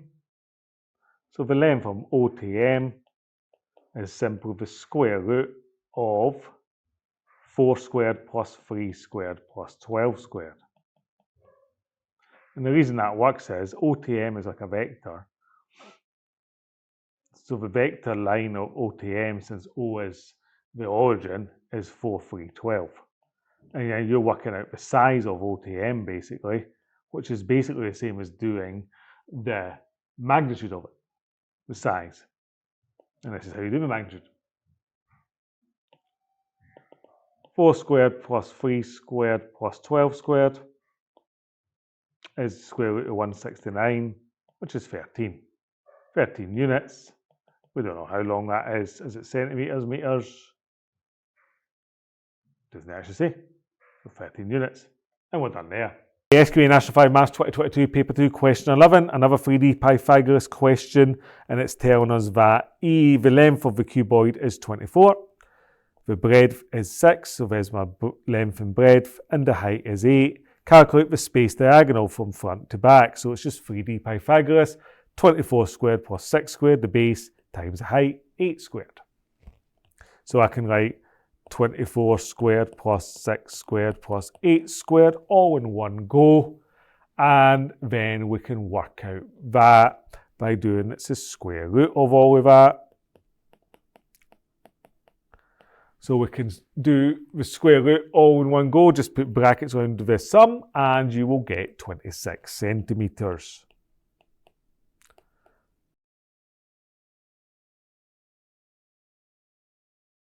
National Maths 2025, Paper 2, Question 7. In the diagram, ABCDE is a regular pentagon.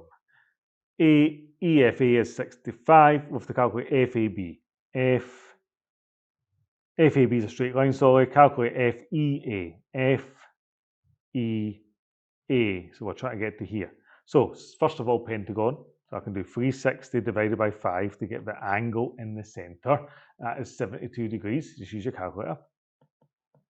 So we've got 72 in each of the centres, but I'll just put one of them. And this will be an isosceles triangle. So I can do 180 minus 72. 180 minus 72 is 108. 108 divided by 2 then is 54. So we can get 54 degrees at the extremities. Don't need the other one, but put it in if you want. And we also know that this one's 54 then because of symmetry. 2 54s is 108, so I can now do 180 minus 108 to get this one here, because angles on a straight line add up to 180.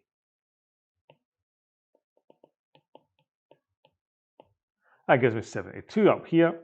And then finally, our angle FEA, well, angles in a triangle add up to 180, so 180 minus 65 minus 72. 180 minus 65 minus 72 is 43 degrees. And we're done there. Question 5. The logo consists of a H shape and a regular decagon, 10 sides, decade. The diagram represents the logo. Calculate the size of a shaded angle, which goes from here to here in this diagram, okay? So, well, the first part's easy, that's a right angle. But the next part, we need to calculate the size in here. So, let's start dealing with this decagon. We need to know these angles really. So a decagon is a 10-sided shape. So in the middle, if I do 360 divided by 10, I get 36 degrees. So I now know that this bit in here is 36. And these are isosceles triangles. So I can work out each of these angles here by doing 180 minus 36. That's 144. 144 divided by 2 then is 72. So each of these angles on the outside is 72. I need to know how far it is from here to here. Well, I don't know this angle, but I know that all the way around this point will be 360. 90, 180, so, or that angles on a straight line out to 180. Minus 72 minus 72, or minus 2 lots of 72, 36 again. So I now know that this little one in here is 36. And therefore, the size of the shaded angle is equal to 90 plus 36, which is 126 degrees. And we're done there.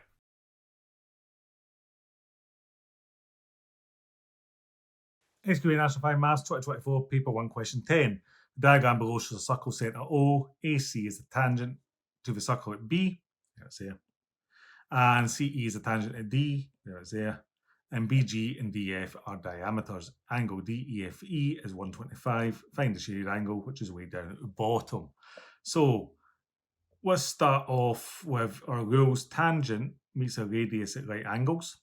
We've got angles on a straight line. And then the main other one is two radiuses make a isosceles triangle.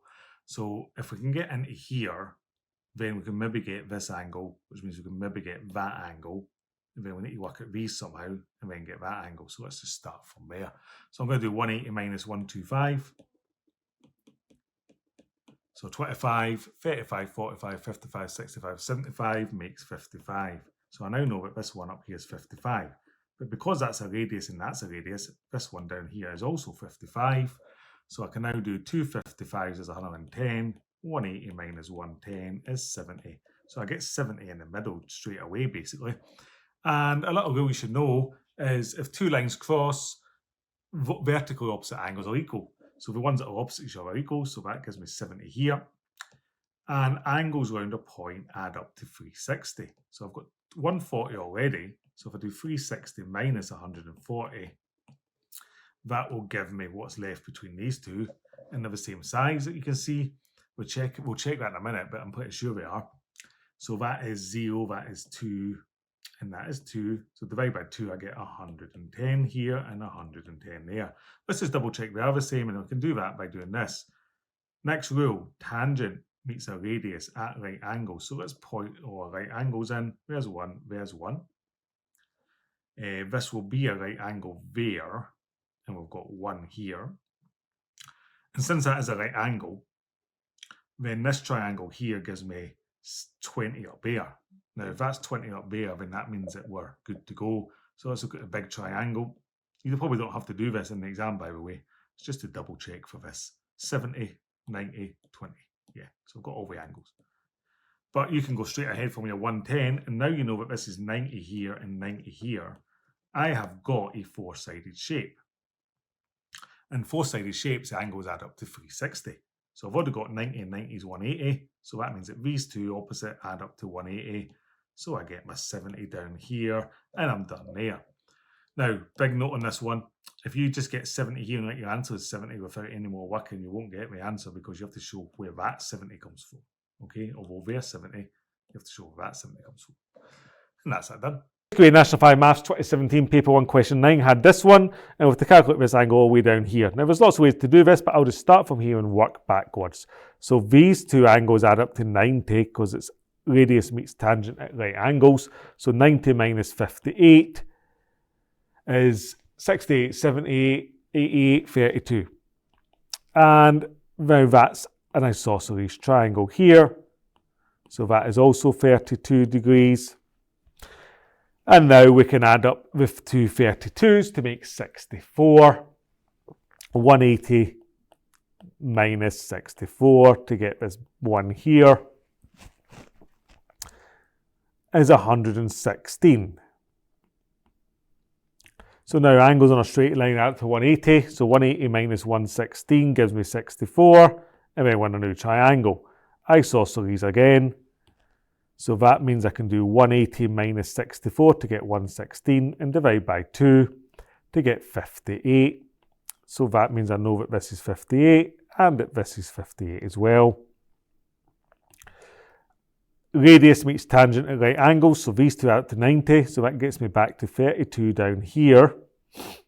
I know that these two add up to 180, so I can do 180 minus 58, which is 122. And then finally, 122 plus 32 makes 154. 180 minus 154 is 26 degrees for our final mark. Now, obviously, there's more than one way you could do this question, but you're getting your marks for 32 here. Back down here, you're getting a mark for 32, and then a mark for your final answer using standard rules as you go.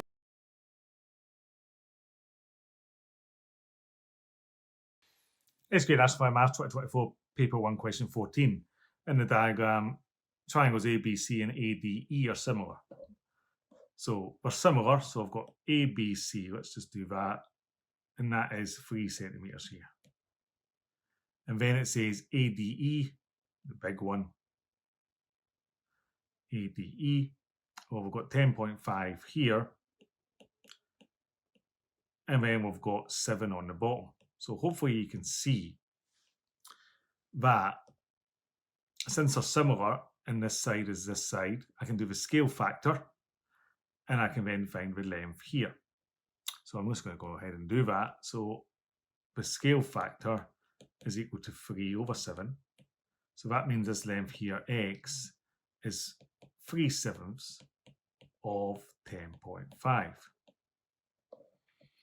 So that is equal to 3 tens are 30. Well, 3 fives is 15, carry 1. 3 tens are 30 plus 1 is 31. 0.5 over 7. 31.5 divided by 7. Well, 7 fours is 28. 29, 30, 31. 7 fives is 35. So that gives me 4.5. So I now know that this bit here is 4.5. And it asks me to calculate BD, which is this bit here. So that means I need to do 10.5 minus 4.5. So BD 10.5 minus 4.5. 4.5, 5, 6, 7, 8, 9, 10.5 is 6. And the units are centimetres. SQA National Maths 2017, Paper 1, Question 15 on similarity. In the diagram below, TS is parallel to QR, TS is 5, QR is 7, SR is 2.6.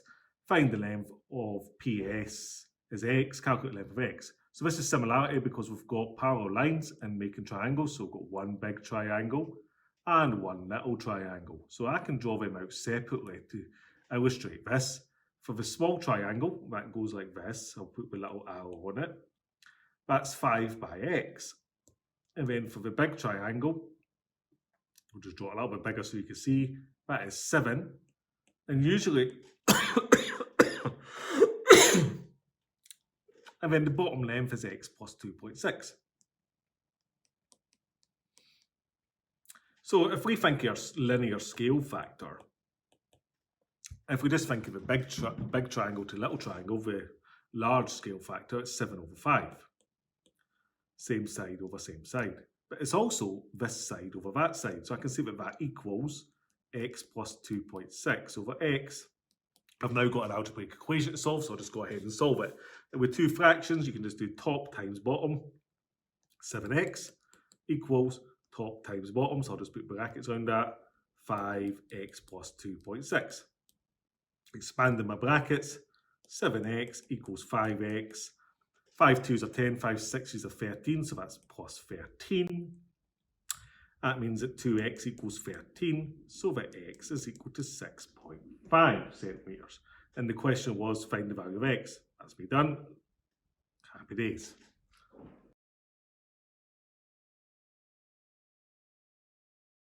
SQA National Maths 2025, Paper 2, Question 11. Two models are mathematically similar. The small model has 14 centimetres long, and the area of one of the wings is 24 centimetres squared. I'll just write that. Area equals 24 centimetres squared of something. The large model is 31.5 long. What is the area of the wing of the large model? Well, this is a scale factor. So the linear scale factor, I want to find it in the big one. So I do the big side divided by the small side. Now I don't need to work this out, so I'm just going to leave it like that. That means that the area scale factor is 31.5 over 14 all squared. So to get my new area, I take my area scale factor and times by my small area. So the area is equal to 31.5 over 14 all squared times 24. And that's just a calculator job.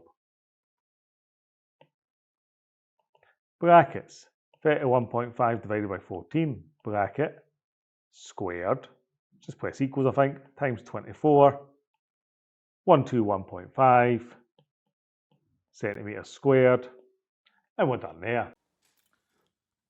SQA National Maths 2019, Paper 2, Question 13 on sector area and similarity. It says in the diagram, the sector ABC is a sector of a circle with a centre C, and DEF is a sector of a circle with a centre F. The sectors are mathematically similar. It says the area of the larger sector is 2750. Find the area of the small sector. So we're using area scale factor. So we need to find the linear scale factor first and then find the area scale factor. So we have to do the smaller one. So we start with the smaller side, 30 over the big side, 50. So our linear scale factor is 30 over 50. Or you can simplify that to 3/5 if you want, which means our area scale factor, remember, we'll just square that scale factor. 3/5 squared. Calculator paper, so you can just do 3 3s is 9, 5 5s is 25 in the calculator. So now to get the area of the smaller sector, we just take our scale factor and times by the area of the big sector, which is 2750. Now this is a calculator paper, so let's just do that. 9 divided by 25 times 2750 is 990. 990 centimetres squared. And we're done there. He says calculate the size of angle ACB. So we're in the big sector, and we know that if we've got an angle, then angle over 360 times pi r squared, because we're doing sector area, equals the area. Well, the area I'm given is 2750 for the big sector. So we're just working backwards from there. So to get your theta, I find the easiest way to work backwards is start with your answer, which is 2750.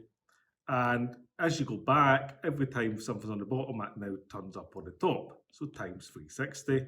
And anything that was originally on the top for times in, we just divide by it. So we've times by pi r squared. So we divide by pi r squared. And R, remember, for the big sector is 50. Pi times 50 squared. And then we just get a calculator and work all that out. Now you can do it in one go in the calculator. You just bracket 2750 times 360 divided by bracket pi times 50 squared. Close your bracket and you get 126.05 or 126.1 degrees. And we're done there. SQA National Maths for 18, paper 2, question 18 on similarity. A cinema sells popcorn in two different sized cartons. There they are shown. The small carton has 16 centimetres deep and has a volume of 576. The large is 24 centimetres deep and has a volume of 1125. Part A, show the cartons are not similar mathematically. So to show they're not similar, what we can do is find the scale factors if they were similar and work out what the volume of the large one should be, and you'll probably get a different answer. Well, you will get a different answer to what they've got as 1125 cubic centimetres. So let's start off. Part A, the linear scale factor, and I'm just going to go for the big one, is 24/16. Now we're using a calculator, so no need to simplify. Let's just go straight into the volume scale factor then. Remember, that's just 24/16 cubed. So if similar, then the volume of the big one will be equal to 24/16 cubed, the scale factor, times the volume of the small one, which is 576. So we'll just get a calculator and see what that answer is. So in my calculator, I use brackets for this, 24/16, close the bracket, press cubed, times 576. I get 1944 cubic centimetres. But the volume of the big is actually 1125. So I can write actual volume of big equals 1125 centimetres cubed. So not similar. Part B says, the large carton is redesigned so the two cartons are now mathematically similar. The volume of the large carton is 1500 cubic centimetres. Calculate the depth of the redesigned large carton. Okay, so we know that the new volume we're going to have to use is 1500 and the original is 576. So we can work out the volume scale factor, then working backwards from that, find the linear scale factor to find the new depth. So we're trying to find it in the large one, so it is large over small. So for part B, our volume scale factor is 1500 over 576. So that means that our linear scale factor is working backwards the cube root, because we normally cube to get the volume scale factor. 1500 over 576. So the depth of our big carton is equal to our scale factor, cube root of 1500 over 576, times the depth of our small carton, and the depth of our small carton has stayed at 16. So again, calculate a job for that. So I need a cube root, so shift square root on my calculator. Make sure you use brackets to do your fraction. 1500 divided by 576. Close the brackets. You can either press equals then times 16 or a little arrow to get out of the square root. Times 16, and I get 22.012.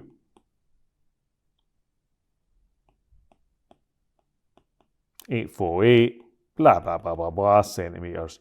Or you can round that to a reasonable place, let's just say 22.01 centimetres or 22. Question doesn't ask us to round, so best just to write down your unrounded answer. And we're done there.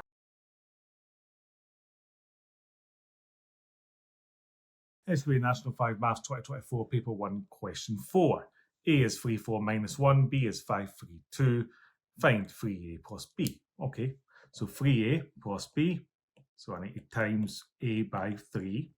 3 3s is 9. 3 4s is 12.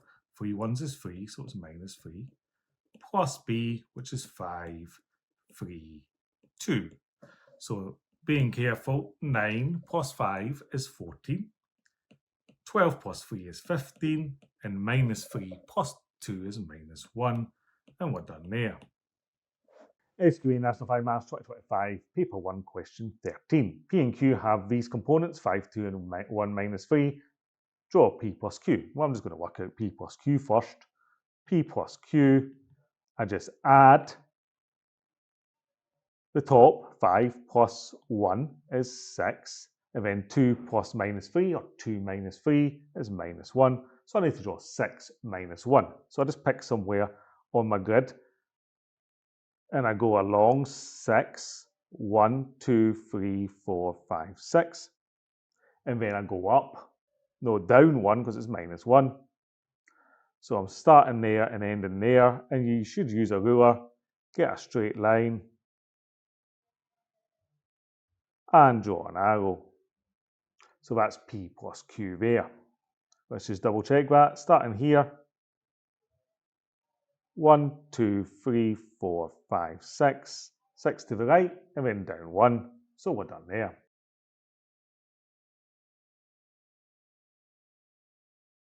SQA National 5 Maths 2019, Paper 2, Question 2. Find the magnitude of vector P.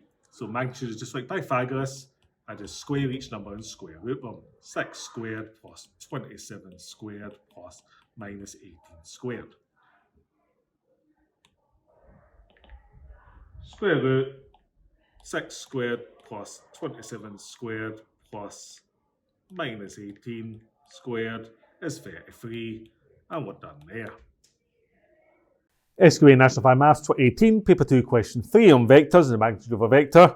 Find R, the magnitude of a vector, 24, minus 12, and 8. So magnitude of a vector, remember, just like Pythagoras, it is Pythagoras actually.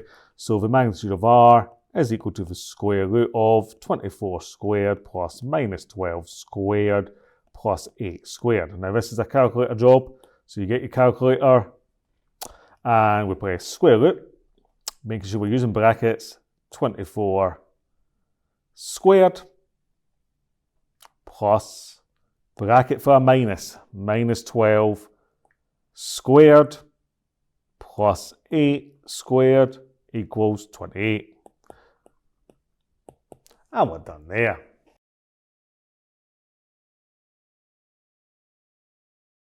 SQA National 5 Maths 2025, Paper 2, Question 15. In the diagram below, DG and GE are R and S, and they're shown in the diagram. But it also says that DE is 3EF. So in other words, here to here is 3 of here to here. I have to go from G to F. I need to go there. Now I can't go that direction, so I could go up here, but then I'll need to know that one. Or I could do some funky thing like go up here and go all the way along, but I still need to know that one. So I'm going to have to work out D to E in some way, or E to F. So I'm going to do D to E. To work out D to E, I could do a journey of starting at D. I could go down R, and then I could go up S. So we know that that's R plus S. So D to E is R plus S. And we know that E to F is a third of that because D to E is 3 of E to F. So E to F is a third of D to E. And now I can find my G to F. G to F is just going to be starting at G. I need to get to F, so I can go up S. plus along here, which is ETF, a third r plus s. Expand the bracket, s plus a third r plus a third s. S plus a third s is 4/3 s, say, plus a third r. And we're done there. SQA National 5 Maths 2024, Paper 2, Question 14. The diagram shows a rhombus. ZW is vector A, ZX is B. Find WX in terms of A and B. I know a lot of people don't like these ones, but I'm just going to start here and I want to end there. So I'll just take a route I can see. Down here, minus A, along there, plus B. Minus A, plus B. And we're done. That's it. M is the midpoint of X, Y. Find W to M. So I need to go to W to M. So I need to start and I need to end there. Now I can't go down there. I don't know anything about that. But I can go this way and I can go along here and then I can go down there. Now what's special about this line is it's exactly the same as that line and it's in the same direction. So it is actually A. So let me just write that here then. I'm going to trace down there, along here and down there. So what have I actually got? I've got minus A plus B, like I've already done. And then down here is just a half of here. And I'm going in the opposite direction, so it's minus a half A. Because I'm not going up the way, so it's not plus a half A. I'm going down the way, so it's minus a half A. So I'll write that in the question place. Minus A plus B minus a half A. Minus A plus B minus a half A. Simplifying that, minus 1 minus a half is minus 1.5, or minus 3/2. Minus 3/2 A plus B, and we're done there. SQA National 5 Maths 2018 Paper 2 Question 10. Diagrams below, A to B and E to A represent vectors U and W. As you can see, U and W. It says that E to D is 2 lots of A to B. So this one is double that one. So that means I can immediately write down that this one here is 2U.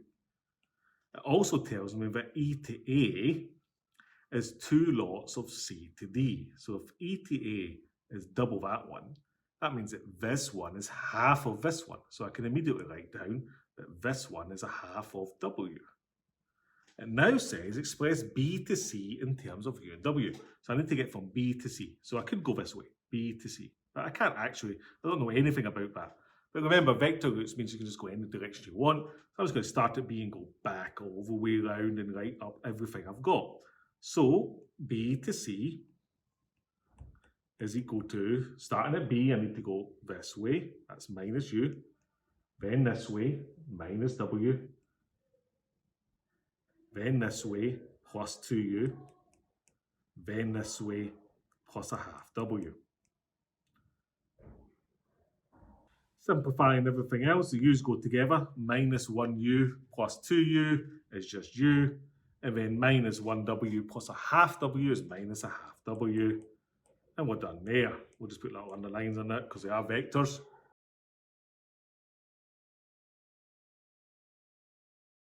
SQA National 5 Maths 2018 Paper 1 Question 13 on 3D coordinates.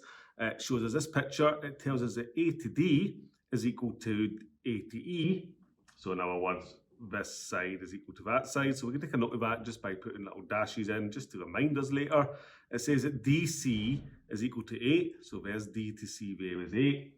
And it says that we've got edges EF, DC and AB parallel to the y-axis. Write down the coordinates of B and C. So let's work out how we get to B. Well, if we start at 0, 0, we always start, we need to go along, and that'll be in the middle of the shape, because if we see B here is in the middle here, so I need to go along to the middle of the shape, then down the y-axis, and then up high. So I just need to work out these 3 lines. So let me draw them in. I need to go along to here. Well, how far is that? I've went along 2, and then if you notice the difference between these coordinates is 2, so that means I went along another 2. So I went 2, 4. So I can write B equals 4. Let me just note that for you. I then went in this far. Well, we already know that this line here is 8, so it's the same again. That is 8 in. And then I need to go all the way up the shape. So we need to know how high that is. Well, let's check if there's any other coordinates that tell us that. If we look at A405, 5's the y-axis, so 5's the height there, so 5's the height there. So I can just say I'm going up 5, so I've got 4, 8, 5 for B. We can do the same for C, so let me use a different colour so you can really see that. So I need to work out how to get to C. So again, I'm going along all the way to D. Then I'm going all the way in to C, but then I'm not moving. So I already know that Z is going to be 0. So let's just work out along the way first. I need to jump all the way along here. So how far is that? Well, we already know that that goes 2. And then that goes another 2, that's 4. Symmetrical makes 5, 6. So that line there is 6. Then I go in this way, which we already know is 8. So we've got 6, 8. But then I don't move from that point, so 0. 6, 8, 0 is my final answer. Simplifying Maths 2019, paper 2, question 5. The diagram shows a cone with diameter 6 and 8. The x and y axis are tangents to the base. A is the point of contact with the base on the x-axis, and B is directly above the centre. Find A and B. So let's see where A is. We need to go from here to here. Well, that length is the diameter 6, so that length is 3. I can just take a note of that here. That goes along 3. I go along 3. I don't go in and I don't go up. So it's 3, 0, 0. So straight away, A equals 3, 0, 0. Let's find B. B, I need to go along 3, in 3, because again, diameter 6. And then I need to climb up the whole height. Now the height is 8. So it's 3, 3, 8. And I'm done there.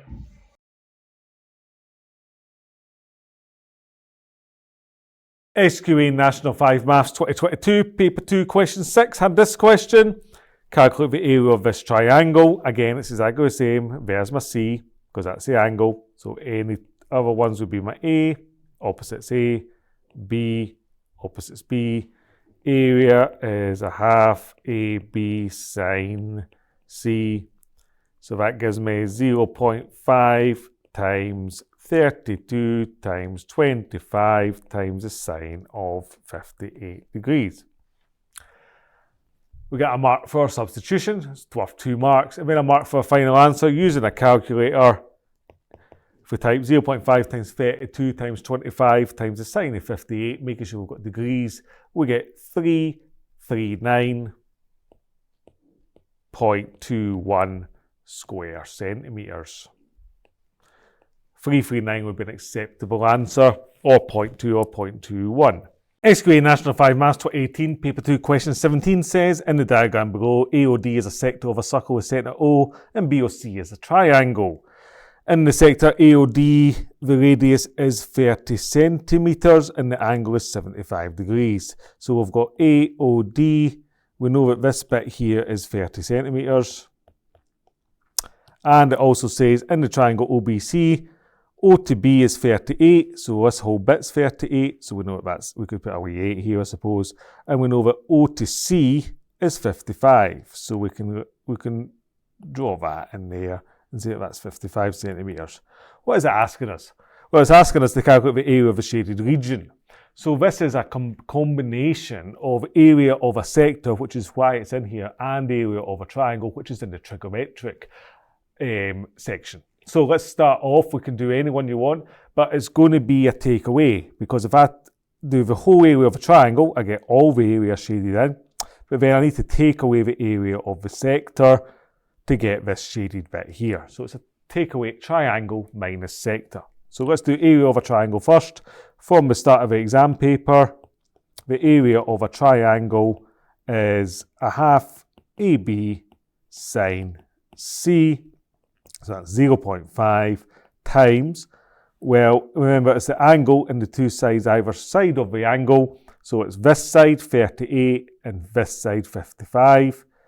38 times 55 times the sine of 75 degrees. You put all that into your calculator and you get an answer of 1009.39. Bunch of other numbers, centimetres squared. So you've done your triangle, you get a mark for that. You now need to do your sector, so let's go back to our sector work. So we've got angle out of 360 times pi times r squared. So let's write that. Area of sector is our angle out of 360 times pi times, and we need to identify our radius, so let's go back up. The radius is just 30 centimetres, so it's 30 centimetres squared. So you get a mark there for identifying your fraction, and you get a mark for writing down fraction times pi times 30 squared. And if you work it out in a calculator, you get 589.04 centimetres squared. So far we have got 3 marks. There's 2 more marks. The next mark is for working out, you need to do the triangle minus the area and writing that down. So our shaded area is equal to our 1009.39 minus our 589.04.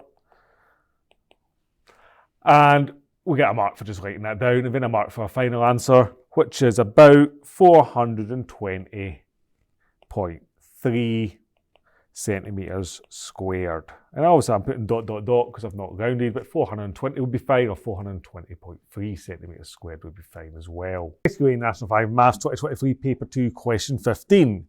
AC is perpendicular to BC, AB is 18, BD is 6, BC is 8. The area of a triangle is 160. Calculate the length of AE. Area of a triangle. Right, let's start with that then. Area of a triangle is a half AB sine C. And by A and B, we mean the 2 lines over the angle. Now, we don't know this angle, but we do know this length here, which is 18 plus 6. So we know the whole area, we know this length, and we have to calculate this length. So if we knew this angle, we'd be good to go, because we could just work backwards. Well, that angle's fine. Sine of this angle, let's call it theta. Sine theta is equal to the opposite, 8 over the hypotenuse 18, just from SOHCAHTOA and basic trig. So I can replace sine C with 8 over 18. So that means our area is equal to a half times this length, 18 and 6 is 24, times this length, which is A to E, I suppose we could call it. I'll just call that AE for clarity, times our sine of the angle in between, which is this one, which is 8 over 18. But remember, our area is 160. So a half of 24 is 12. So we've got 12 times 8 over 18 times E equals 160. So we can work on that. 12 times 8 is 96. So we get 96 over 18 times some side AE equals 160. So rearranging that then, AE must equal 18 times 160 divided by the top of 96. 18 times 160 divided by 96 is 30.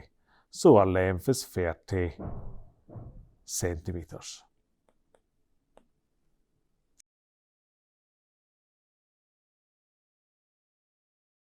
SQA National Maths 2023, Paper 2, Question 4. The diagram shows triangle JKL. It tells you angle KJL is 25. JL's 10, KL's 7. Calculate the size of angle JKL. So JKL is up here. So it's this angle it wants. So it looks like this is the sine rule because you've got opposite, opposite, opposite, opposite. So I can say, just remember from the start of the exam paper, A over sine A is B over sine B is C over sine C. So the information I've got is 7 over sine 25 equals opposites 10 over sine K.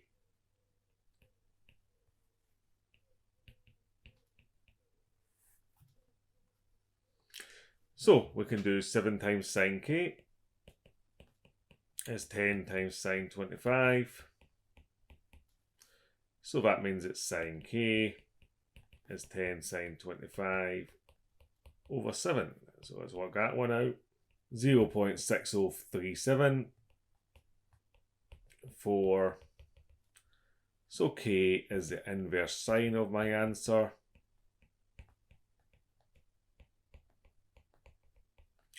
Which is equal to 37.1 degrees. Or you'd probably find with just 37 because every numbers to two significant figures in the question. 24, paper 2, question 13.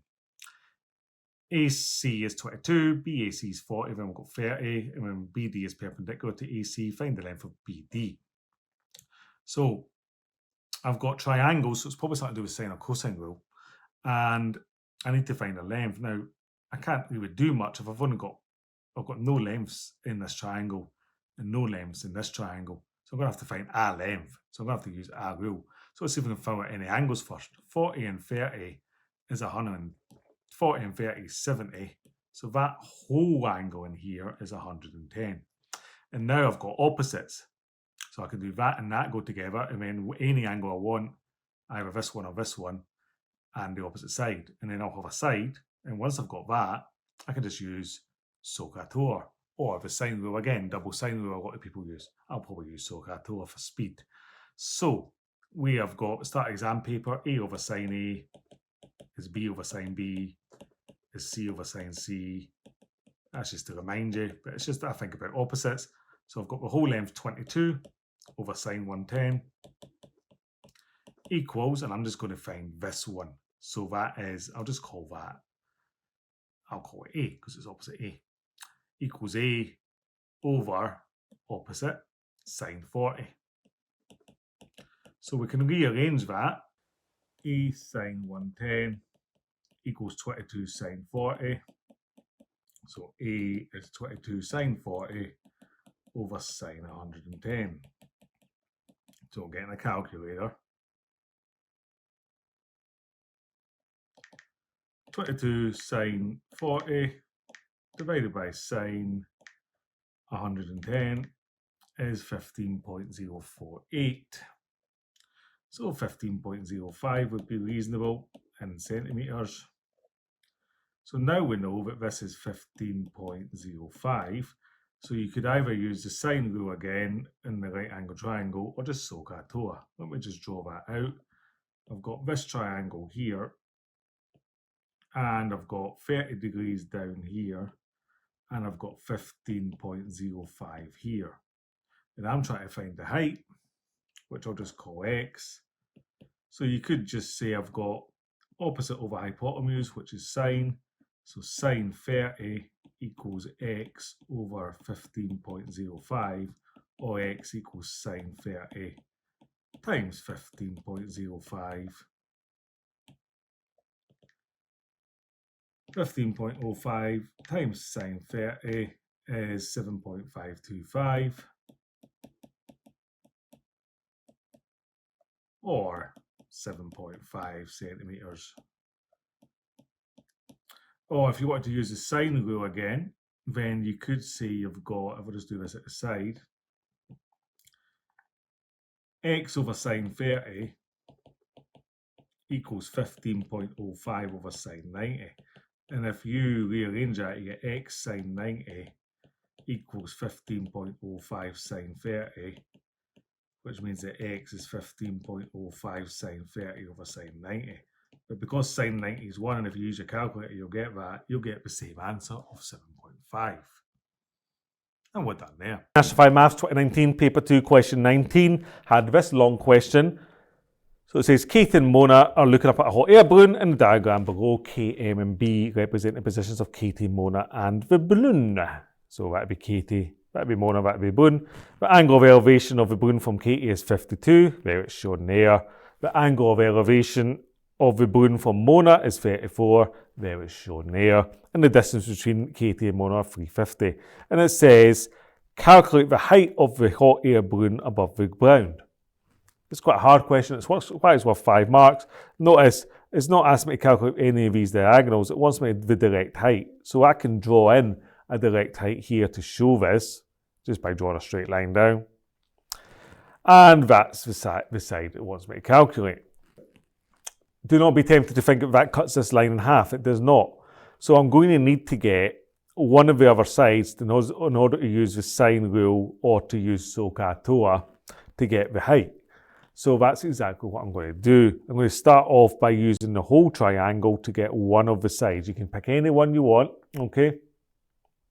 I'm going to calculate this one, but you could go the other way and calculate this one. So let me draw a little diagram for us, or take some notes on this one. If I draw that without all the information, it's sometimes easy to do this. You've got 350 down here. I've got 34 degrees here, 52 degrees here, and I want to calculate this side here. I'll call that A. So I'll call that like A. So I've got this pair, and I'll need another pair, but I've not got this one. So the first thing I'm going to have to do is get this angle at the top, because I need it to go with this one. So adding these two numbers together and taking away the 180. So 52 plus 34, that gives us 86.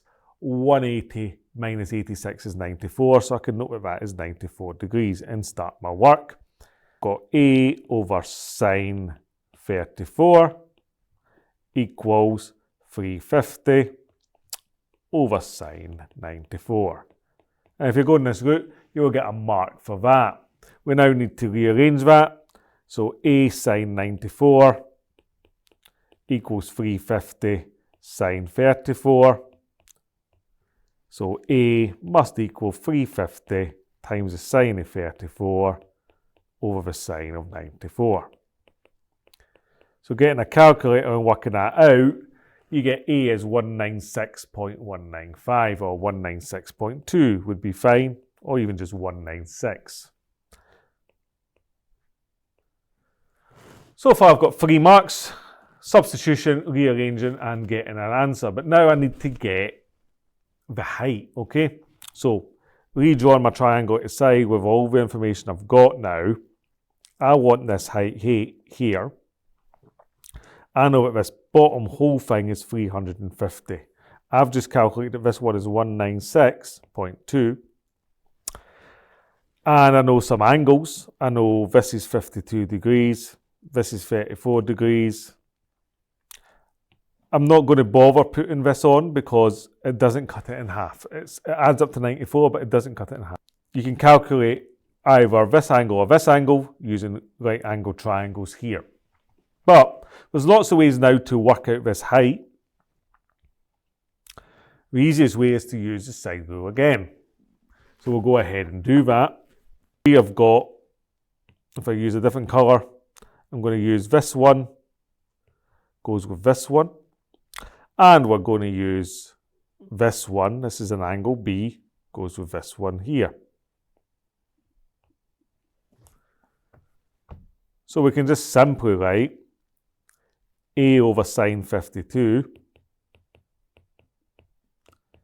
equals 196.2 over the sine of 90, because that's 90 degrees. Rearranging that, that implies that A times the sine of 90 equals 196.2 times the sine of 52. So A equals 196.2 times the sine of 52 divided by the sine of 90, which is 1, by the way.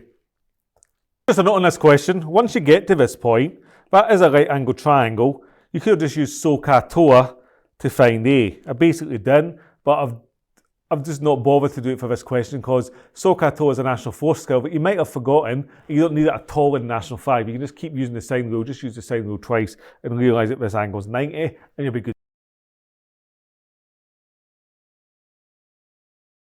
24, paper 2, question 3. AB, AC, and BC is in a triangle, 25, 18, 34. Find the size of a shaded angle. So I've got 3 sides of a triangle. So I say 3 sides means the cosine rule. So you go back to the start of the exam paper and copy the cosine rule for an angle, which is cos A equals B squared plus C squared minus A squared over 2BC. Cos A equals B squared plus C squared minus A squared over 2BC. SQA have been quite happy here that we're giving you A and that's A, so that's B and C. But I don't really care about the letters usually. In between is your B and C and the angles in between. So it's 18 squared plus 25 squared minus 34 squared over 2 times 18 times 25. Usually work out my top and bottom separately. 18 squared plus 25 squared minus 34 squared is minus 207 all over 2 times 18 times 25, which is 900. So that's cos A. So I do the inverse cos. I usually just keep it as positive and use a cast diagram. But we'll see what happens if you did it negative. You'll probably be okay.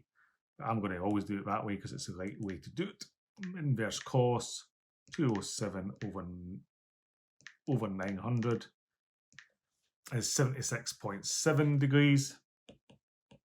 So now I need to find my angle by using a cast. Cos is negative, so it's not A and C, it's S and T. So that means that my answer for A is 180 minus 76.7.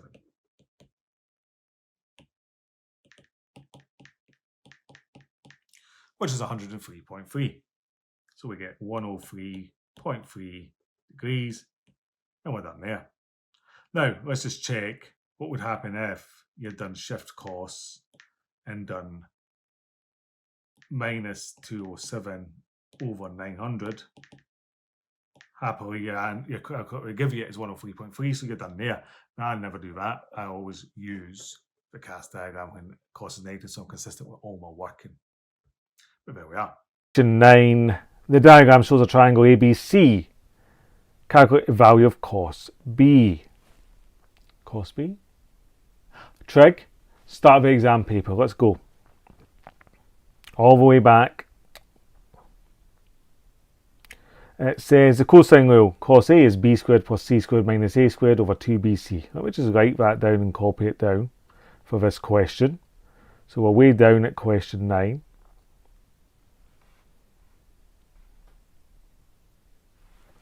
So usually the cosine rule is written as cos A equals B squared plus C squared minus A squared over 2BC. And it wants me to work at the value of cos B, which is here. So I'm just going to call that A, just to make that the one I want. And that means the opposite side is A, and the other two sides are B and C. It doesn't matter which is which, so I'll just call that B and that C and just substitute. As long as I make my angle A, I'm fine. So we've got cos A equals 7 squared plus 3 squared minus 5 squared over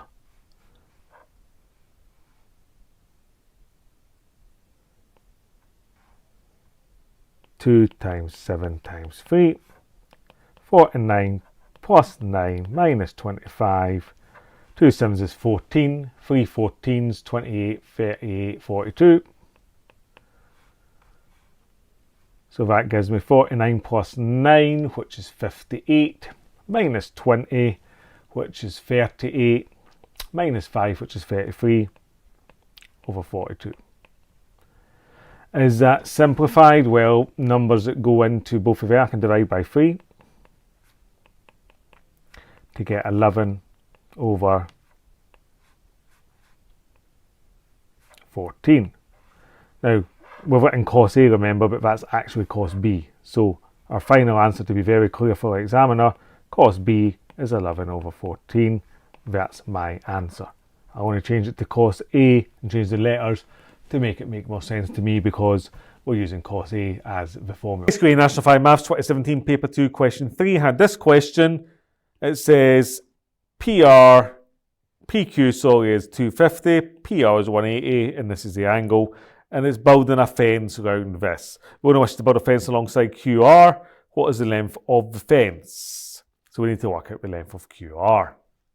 So once again, just checking, as long as I've got the angle in the sides, either side of the angle, I can use that to cosine rule to find the opposite side. So I'm going to label this side my A. We could even call that angle A if you want, just for the sake of it. and then that would be my side B and that would be my side C. Doesn't really matter which is which. So we write down the cosine rule from the start of the exam paper. We'll always go back and check it. B squared plus C squared minus 2BC cos A. Substituting in 250 squared plus 180 squared minus 2 times 250 times 180 times the cos of 147 degrees. Remember, we could do that in one step in a calculator. Put brackets around this, minus brackets around the whole of this, and you will be fine to go.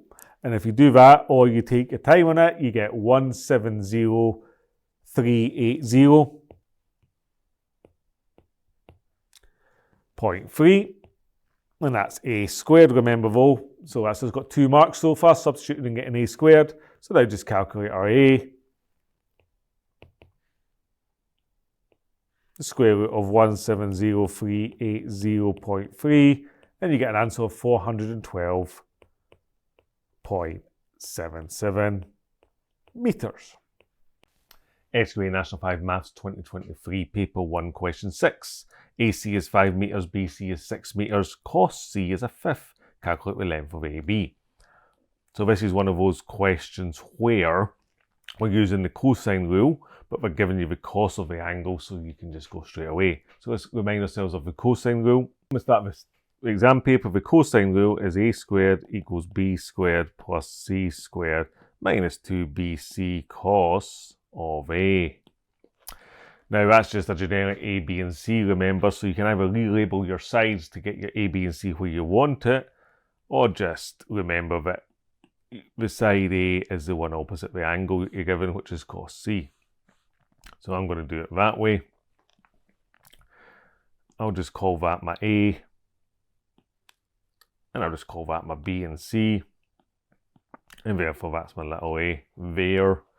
So I can say that my A squared equals 5 squared plus 6 squared minus 2 times 5 times 6 times the cos of A, which is cos of C, because that was originally C, remember, so that's a fifth.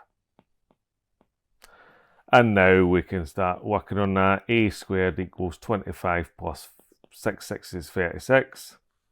2 5s is 10. 10 sixes is 60. A fifth of 60 is 12. So minus 12. So A squared is 36, 46, 56, 61. Minus 12 is 59, 49. And therefore A is the square root of 49, which is just 7 meters. And then just to answer the question then, it says calculate the length of AB. Length of AB equals 7 meters.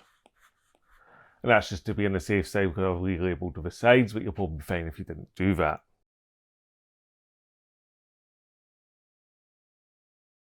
National 5 Maths 2025, Paper 2, Question 12. In the diagram, A, B and C represent positions of 3 checkpoints on an orienteering course. B is 250 east of A, C is on a bearing of 131, it's shown in the diagram anyway, and C is 200 meters from B. Calculate the bearing of C from B. So from B, I need to calculate going round that way to get back to C. Don't worry if you couldn't do the whole thing, but let's just start it from where we can start it. 90-degree angle. There. There must be one there as well then, so I can do 131 minus 90. That's 41 degrees, and that gets me 41 inside the triangle. So now, is there any other angles I can work out? Well, not quite, but I can do the sine rule because I could do this pair go together, and I can't find anything with this and this, but I could find this angle here using the sine rule. Now, if I knew that angle, then angles in a triangle to 180, so I could get this angle, which means I'll get the other side. So that's going to be my approach, using the sine rule. So let me just mark the angle I'm focusing on. I'm marking this one. I'll just call that x. So we have got 250 goes with that one. 250 over sine x equals 200 goes with this one. 200 over sine 41. So we rearrange that, that times that, 250 sine 41 equals that times that, 200 sine x. And we write that again, 250 sine 41 equals 200 sine x, divide by the number in front of sine, so sine x is 250 sine 41 over 200. 250 sine 41 divided by 200 is 55.092, or about 55.1 degrees. So we know that's 55.1, so we can work out the other angle just by doing 180 minus 55.1 minus the 41 we already know to get 83.9. So our bearing, remember, was going all the way around here. Well, we now know that on the left-hand side of that, we've got 90 plus 83.9.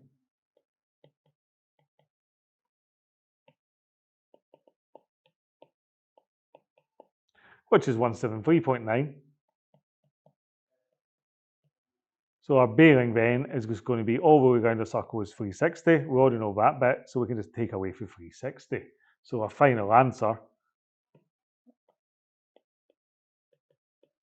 is 360 minus 173.9,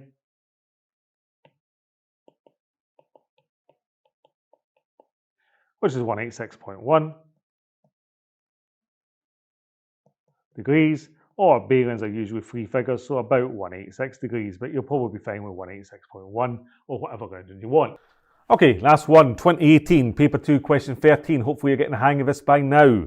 A ferry and trawler receive a request for help from a stranded yacht. On the diagram, E, F, T and blah.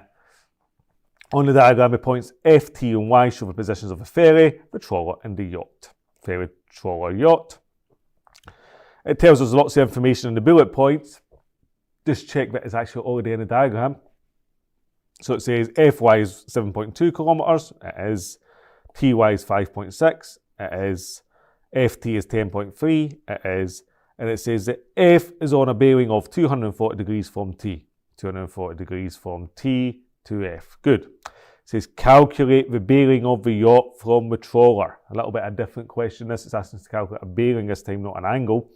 So the bearing of the yacht from the trawler. So that means it's asking us really, starting at the trawler, go north, turn all the way around, past here, up to here, so I'm facing the yacht.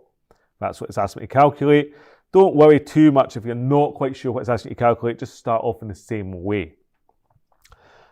Although in this case, as soon as you see three sides of a triangle, you should be thinking cosine rule to get an angle. So it's really just identifying which angle it's asking for. So once more time, calculate the bearing of the yacht from the trawler, all the way around to the yacht. So I'm going to need this angle here. So let's just note this angle here. That's the one I'm looking for here. Cos A is equal to B squared plus C squared minus A squared over 2BC. So quite often, again, you'll probably just want to mark your angle as angle A so that you can substitute properly. Or I'll always remember, really, that the one I'm taking away is opposite the angle, and the other two are the ones that are adding. But let's just mark it A. So for clarity, so if I call that A, that is little a, and then the other two is going to be B and C, our sides. So we can then say we've got 5.6 squared plus 10.3 squared minus the 7.2 squared all over 2 times 5.6 times 10.3. That's cos A. You'll get a mark at that point for substituting correctly into the cosine rule. So there's a mark right there. So for our next mark, if we can work out either that cos A is equal to, well, it's 85.61 on the top, over 115.36, or leaving that as a decimal, which would be something like 0.742. That gives us our second mark.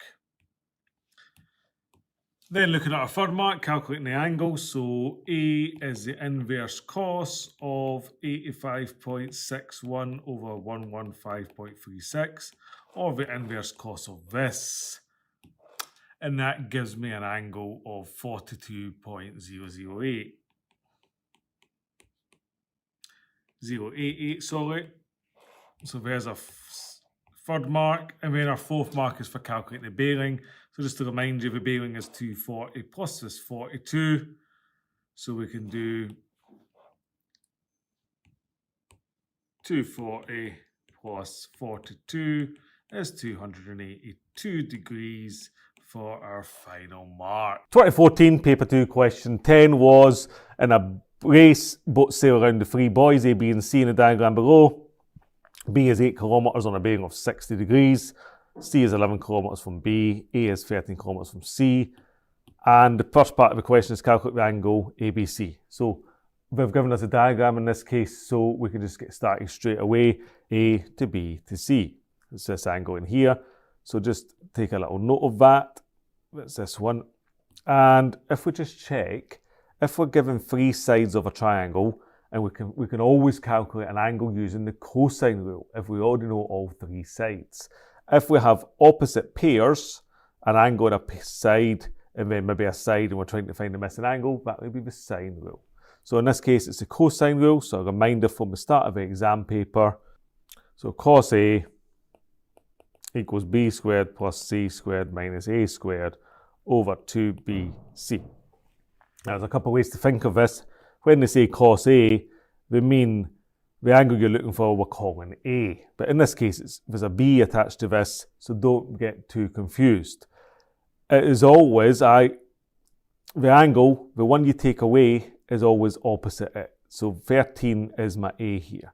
If you want to avoid confusion, you can draw yourself a little diagram, like so, and go, right, I'll call that A because that's the angle I want, and then my 13 is my little a. Then the other two sides would be B and C, so that would be B at 11 and C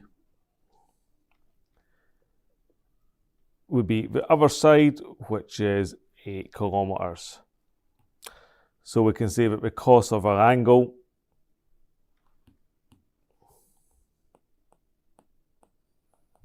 equals 8 squared plus 11 squared minus 13 squared over 2 times 8 times 11.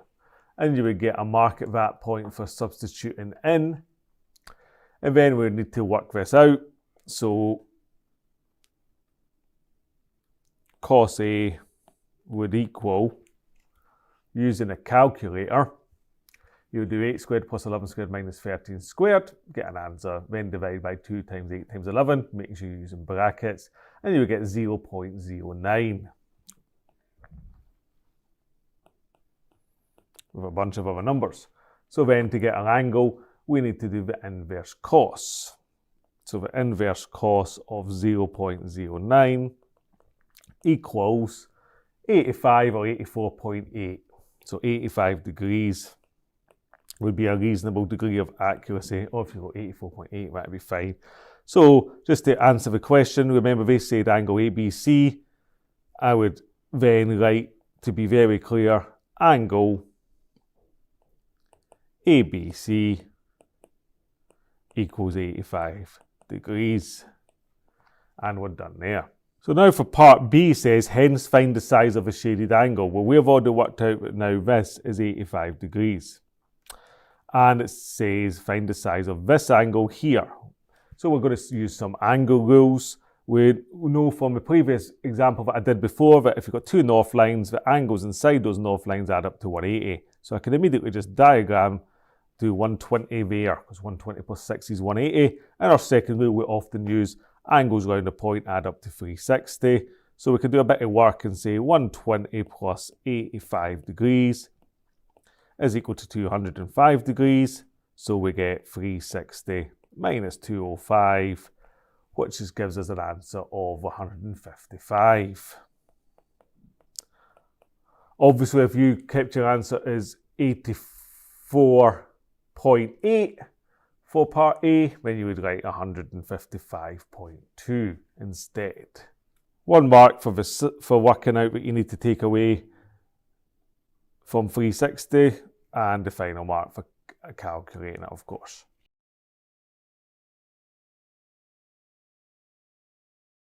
SQA National 5 Maths 2024 Paper 1 Question 8. The graph of y equals a cos bx is shown. Find the value of a and b. Okay, so for a, I check the amplitude, it goes to 7 and minus 7, so it literally is just 7. And then for b, I'm seeing how many waves there are up to 360. Well, that's 1, that's 2, so it's just 2. And what? SQA National 5 Maths 2025 Paper 1 Question 8. Part of the graph of y equals 2 sine x minus 30 is shown. The graph has a maximum turning point at A. What's the coordinates? So thinking about this, a normal sine graph looks like that, and it goes to 1 and minus 1, and it cuts here at 90. So if I think, well, what's happened to that graph? Minus 30 means it shifts to the right by 30. So I need to add 30 onto 90 to get 120 degrees, and then it's 2, so its max must be 2, and the min must be minus 2, so the second number is 2, 122, and we're done there.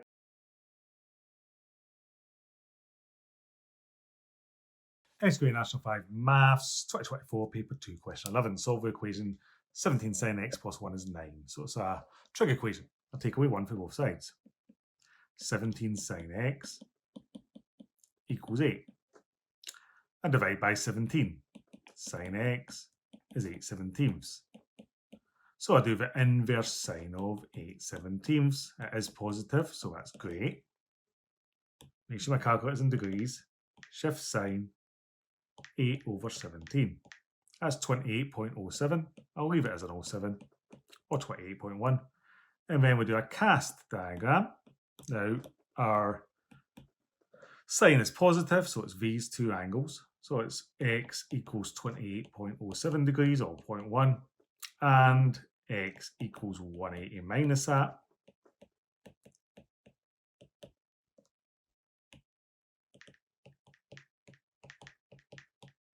$151.93. And we're done there. SQA National 5 Maths 2025 Paper 2 Question 14.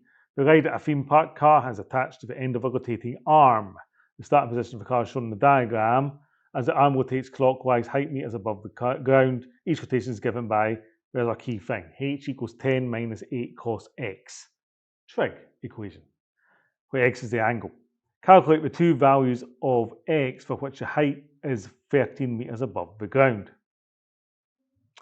13 meters, so I'll just write 10 minus 8 cos x equals 13, and I need to solve that. So I move the 10 first, this is your first sticking point, so the minus 8 cos x is staying where it is. Opposite of 10, which is opposed to numbers minus, so that gives me 3. And I need to divide by minus 8. So I get minus 3 over 8, or 3 over minus 8, but I prefer minus 3 over 8. So now you do the inverse cos, and this is your sticking point. Don't do the inverse cos of a minus, because you get a wrong answer, because you're trying to do a cast diagram that only works for positive numbers. So I do 3/8 only. Shift cos 3 over 8 is 67.975, blah, blah, blah, or about 68 degrees then. Cast diagram. So our cos was negative. So usually I pick A and C, but I picked the opposite. So it's S and T. So at S we do 180 minus the angle, 180 minus 68. And at T, we do 180 plus the angle, 180 plus 68. Two answers.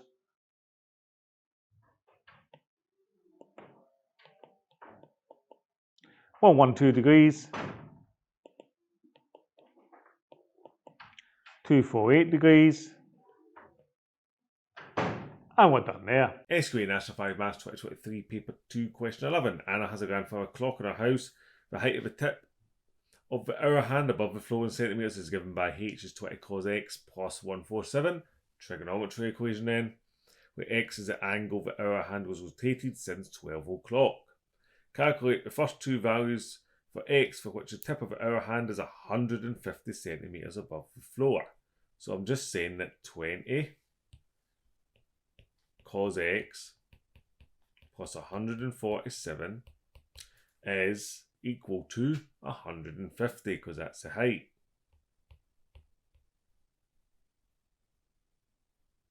So we now need to solve that. So taking 147 for both sides, we get 20 cos x is equal to 3.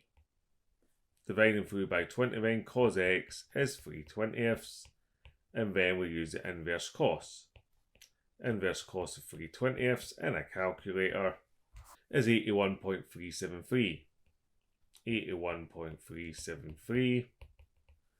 Or we could just say what that is 81.4 degrees, but that's 1. So now we need our cast diagram. Our cos was positive, so we need to do 360 minus 81.4.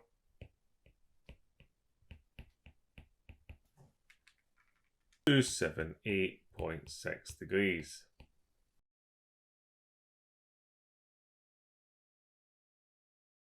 SQA National 5 Maths, 2023, paper 1, question 11, sine 30 is a half, calculate the value of sine 330. So I usually just use a cast diagram for this. It's a related angle. So remember with this quadrant here, quadrant 1, then quadrant 2 tells you it's 180 minus 30 is the related angle. That's 180 plus the angle, so 180 plus 30. And this last one is 360 minus 30, which is the one we want because that is 330. So now we need to decide, well, in this quadrant, is the sign positive or negative? So here it's positive, and here it's positive, A and S, and here is negative. So the sine of 330 is just a negative of the sine of 30. So the sine of 330 is simply minus 0.5, and we're done there. SQA National 5, 2015, paper 1, question 9 on trig graphs. Write the following in order of size, starting with the smallest. We've got cos 90, cos 100, and cos 300. So we need to kind of justify our answer here. There's two ways you could do this. You could use a cast diagram, or you can draw a graph. I think drawing a graph is the easiest way. So I'll show you both ways anyway. Drawing a graph. So I'm just trying to sketch a cos graph. So that's a cos graph that you should all know. And it goes to 1 and minus 1. And then it goes 90. 180 at the turning point, 270 here, and 360 at the end. So that's our x and that's our y. So now just kind of noting on this graph where roughly 90, 100 and 300 is. I'll use a different colour. So there's 90. I'll call that 190. Using a different colour for 100. Well, 100 is at past 90, so we could say 100 is about there. And then for our last one, let's just use white. 300, well, that's past 270, but before 360, so we could say 300 is about there. So essentially, we're saying that the cos of 90 is equal to 0. The cos of 100, we don't know its exact value, but it's definitely negative. And the cos of 300, we don't know its exact value, but it's obviously positive. So that means that in order of size from smallest to biggest, cos 100 comes first because that's negative, then cos 90 because that's 0, and then cos 300, and we're done there. Now let me just show you the other way using the cast diagram. If you wanted to try it with a cast diagram, you would draw your cast diagram like this, and you'd realise that, well, 90 is in the first quadrant, so cos 90 would be here. 100 is after 90, so that's in the second quadrant. And 300, well, that goes 90, 180, 270. So 300 is here.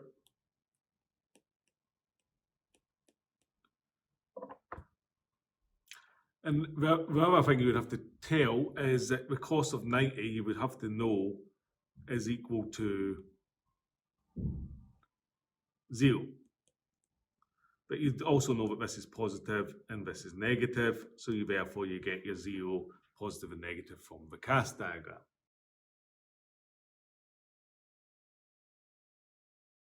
SQA National Maths 2024, Paper 2, Question 16.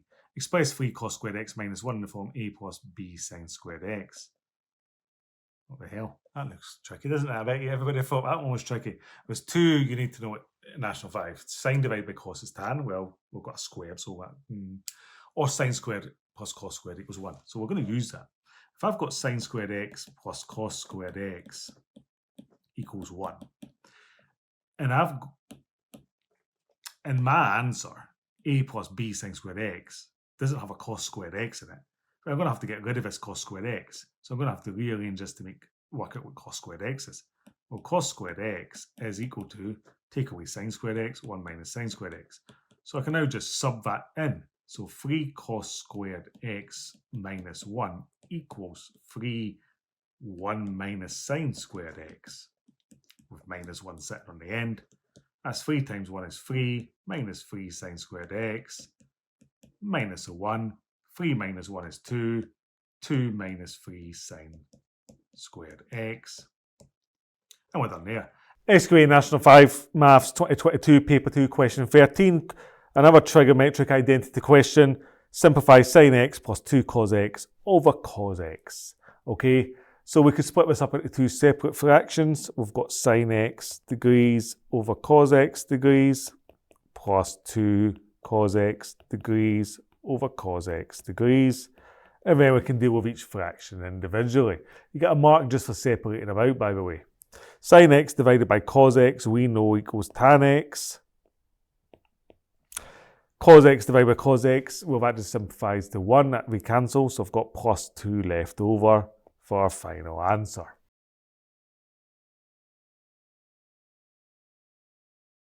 SQA National 5 Maths 2024, Paper 1, Question 5. The prices in pounds of cameras in a shop are displayed below. Find the median in interquartile range.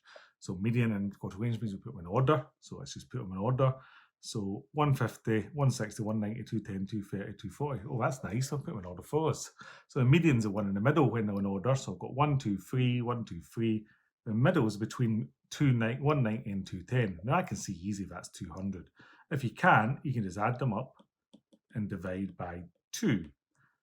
So 210, 310, 400 divided by 2 is 200, like I just got. I'll write that's the median in a minute, but then our quartiles is just the middle of the first half and the middle of the second half. So it's only up to here. So we've got 1, 2, 3 numbers, and then we hit 200. So that gives me 230. And then the middle of the first half, 1, 2, 3 numbers is 160. So the median is 200, and the interquartile range is 230 minus 160. So that's 40, 50, 60, 70. Just to be clear, £200 in the interquartile range. You could probably have a pound sign on that, but maybe not. So we'll just leave that there. I'll put a pound sign just to be on the safe side. On our website, the sample of camera prices have a median of 195 and an interquartile range of 73. Make 2 valid comments. So for median, it's on average. So I've got 195 and 73, and I got 200. So on average,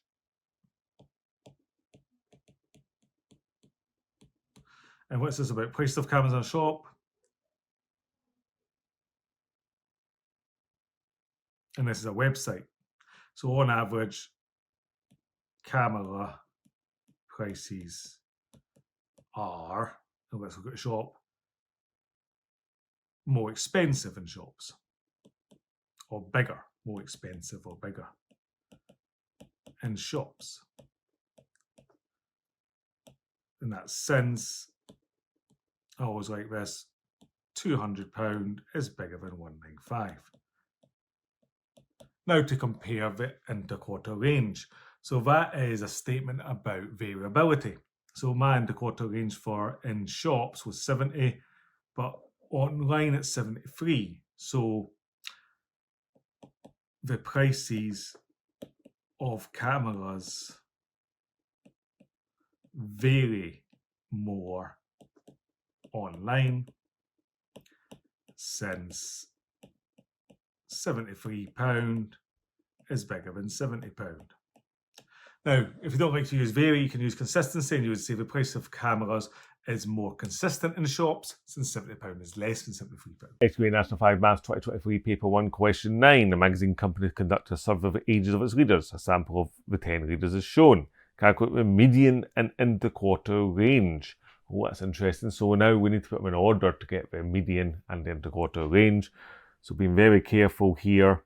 So in order, I've got 31, and then I've got 33, 35, 36, 38, 41, 41 again, 42, 47, and 55. So the median's the one in the middle, but it was 10 numbers. So I'm going to have 1, 2, 3, 4, 1, 2, 3, 4. Will be 2 in the middle. So it's in between 38 and 41. That would be 39.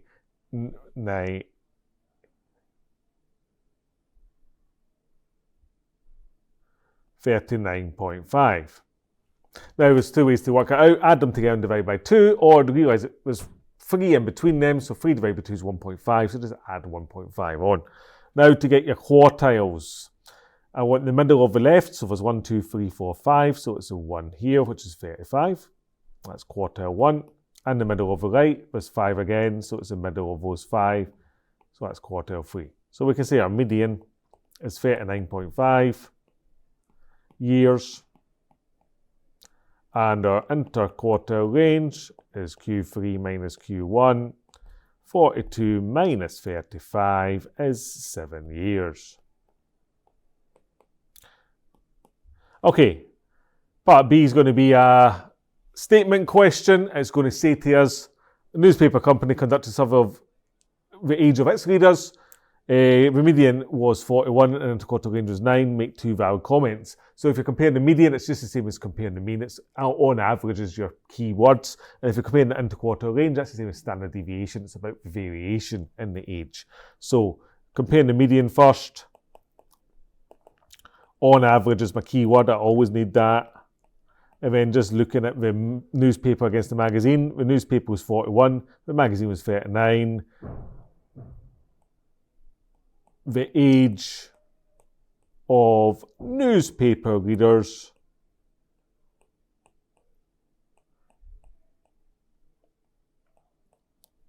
is higher. And we can say since 41 is bigger than 39.5. Now to compare an interquartile range, we'll just talk about variability. So I got 7 for the magazine, and for the newspaper it's 9. So the age of the readers of magazines is less varied than newspapers. And the varied is the key word. The age of magazine readers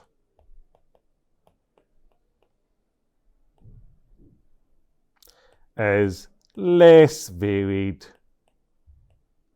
than the age of newspaper readers, since 7 is less than 9. And we're done there.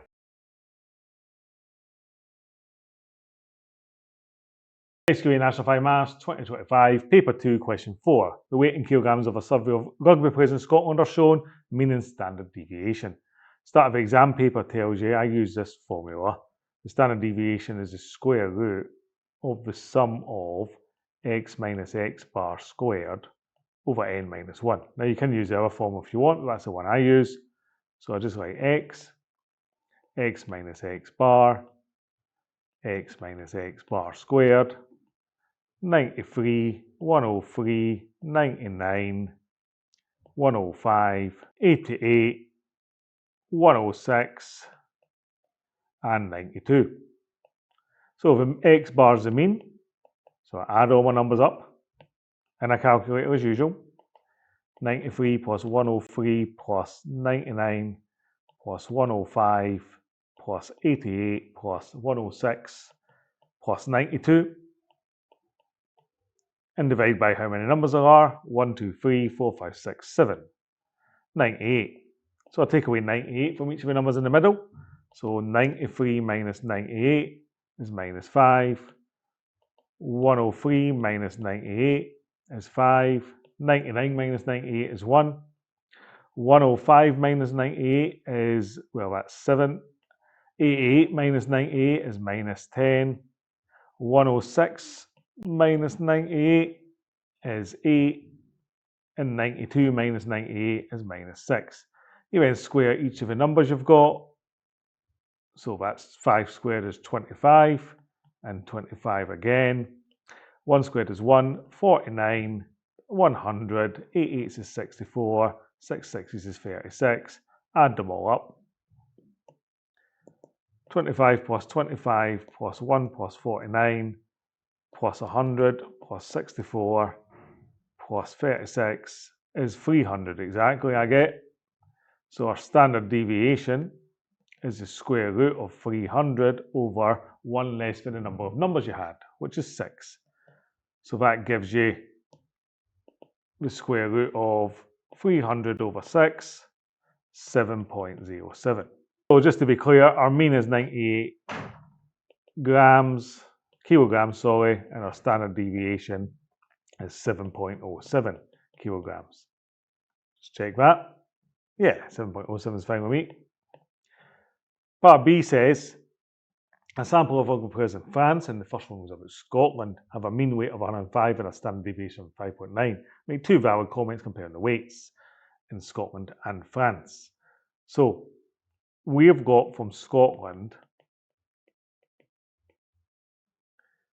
it's 98 and a standard deviation of 7.07 kilograms. And for France, our mean is 105 and the standard deviation is 5.9 kilograms. So we can then just say that comparing the means, on average, the weight of rugby players in, and let's just pick the biggest one, France, is more than Scotland. Is bigger, more, whatever, as long as you mention the weight. And I'll just write since 105 is bigger than 98, just to be on the safe side. And then comparing the standard deviation, that's statement 1. Statement 2, the weight of rugby players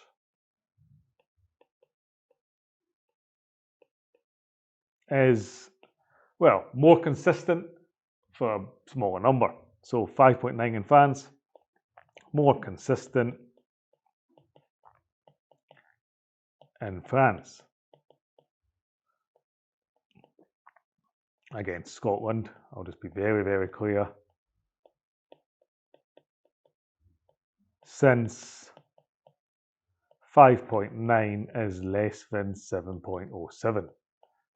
Now, the SQA used to need you to compare the numbers, and in recent years have not needed you to compare the numbers, so I'm just put it in just in case. But I wouldn't worry too much if you forgot to put the numbers in the comparing, as long as the statements are correct. Mean and standard deviation, SQA National 5 Maths 2022, Paper 2, Question 5. School netball team recorded a number of sit-ups each player completed in a minute. The numbers for the 7 players were this. Calculate the mean and standard deviation, and then there's a comparison question to do at the end, but let's do part A first. So for part A, just recall from the front of the exam paper, the standard deviation is the square root of the sum of x minus x bar squared all over n minus 1. You could use the other formula, but I never do, so I'm just going to draw my table. My table goes x minus x bar from the start of the formula, and then x minus x bar again squared. And the goal here, remember, is I put all my x's down the side, I then take away the mean, I then square and get a final total which replaces the top of the formula. So the first thing we're going to do is calculate the mean by adding all these up. So let's just get my calculator ready. 182 is our total. So our mean, which we can just say is x bar, is 182 divided by 7, because there's 7 numbers, which is 26. And we get a mark for calculating the mean. So now in the middle, we take away 26 from each of the numbers.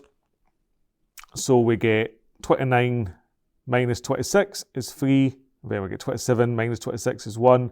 And then minus 2. And then 5. And then minus 4. Then minus 7. And then 4 again. Squaring each of the numbers, you get 9, you get 1, 2 2s is 4, 5 5s is 25, 4 4s is 16, 7 7s is 49, and 4 4s is 16. 9, 1, 4, 25, 16, 49, and 16 gives you another mark for getting that column. We then add all these up. 120, and that's our key number, because now our standard deviation is equal to the square root of 120 divided by 6, because there's 7 numbers, so 1 less is 6. Square root of brackets 120 divided by 6 is 4.47, or 4.5 if you prefer. I'll just leave it as 4.47. And that's us done with calculating the mean and standard deviation. Let's move to part B. So some players in the school's hockey team also recorded the number of sit-ups they completed in a minute. They gave their mean as 29 and standard deviation is 3.2. Make 2 valid comments comparing the number of sit-ups of the players in the netball and hockey teams. So comparing the mean first, we always have to say on average. So I'm just going to write that down straight away before I have a look. And the netball team's mean was 26. The hockey team is 29. So on average, the hockey team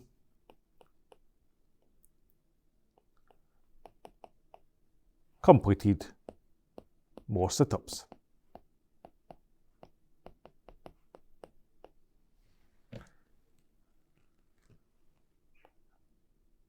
In a minute. And we could say because 29 is bigger than 26. So there's a mark there. And then comparing the standard deviation, which is all about consistency. The netball's team was 4.47 and the hockey team's 3.2, which means the hockey team was more consistent because it's a smaller number. So we just say the number of sit-ups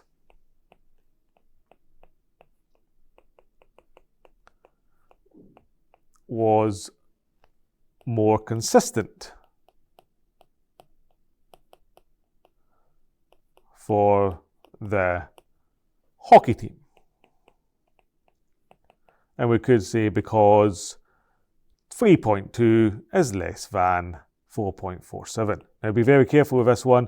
You have to mention the number of sit-ups for the second standard deviation to get your mark, because you need to show that you know what. And now I mean a standard deviation question this time in the SQA National 5 Maths 2017 paper 1, question 12. So again, a non-calculator one. Gym members are asked to fill in a questionnaire to rate the quality of the service provided. They're asked to rate on a scale 1 to 6 as shown. 5 gym members picked 1, 4, 6, 3, 6. And its simplest form of standard deviation can be written as A root B over 2. Calculate the values of A and B. Do not be worried that we've done that. That means that we're just combining this with surds. But your step, it's mentioned standard deviation. So again, you're going to calculate standard deviation. So step 1 is to draw my table, but I get the formula from the start of the exam paper first. The sum of x minus x bar squared over n minus 1. That's a little bit messy. But our table, if you recall, is always the same. X minus x bar, and x minus x bar again, squared, all from the top. And we can write down our numbers, 1, 4, 6, 3, 6. 1, 4, 6, 3, and 6. We add them up at the bottom. So being very careful, 6, 7, 8, 9, 15, 19, 20. So our total is 20, which means our mean is 20 divided by 5, which is 4. In the middle, we take away our mean then. So 1 minus 4 minus 3, 4 minus 4 is 0, 6 minus 4 is 2, 3 minus 4 is minus 1, 6 minus 4 is 2 again. And then the last column was square. So that gives me 3 3s is 9, 0 0 is 0, 2 2s is 4, 1 1s is 1, 2 2s is 4, and then we add them all up. 9, 13, 14, 18. There's our key number there. Already we've got a mark for calculating the mean, a mark for getting x minus x bar, and then we get another mark for substituting that into our standard deviation, which is the square root of 18 over 4. One more mark left just for using surds, so we have to leave it in the form a root b over 2, so we need to simplify this in some way. So we can separate that into two square roots, square root of 18 over the square root of 4. I need two numbers at times together to make 18, one of them a square number, so that's 9 times 2, and the square root of 4 is 2, so that leaves a final answer. Square root of 9 is 3, root 2 I can't do anything with, all over 2, our final mark, 3 root 2 over 2. Refer back to my surds in the numeracy unit to get more work on surds.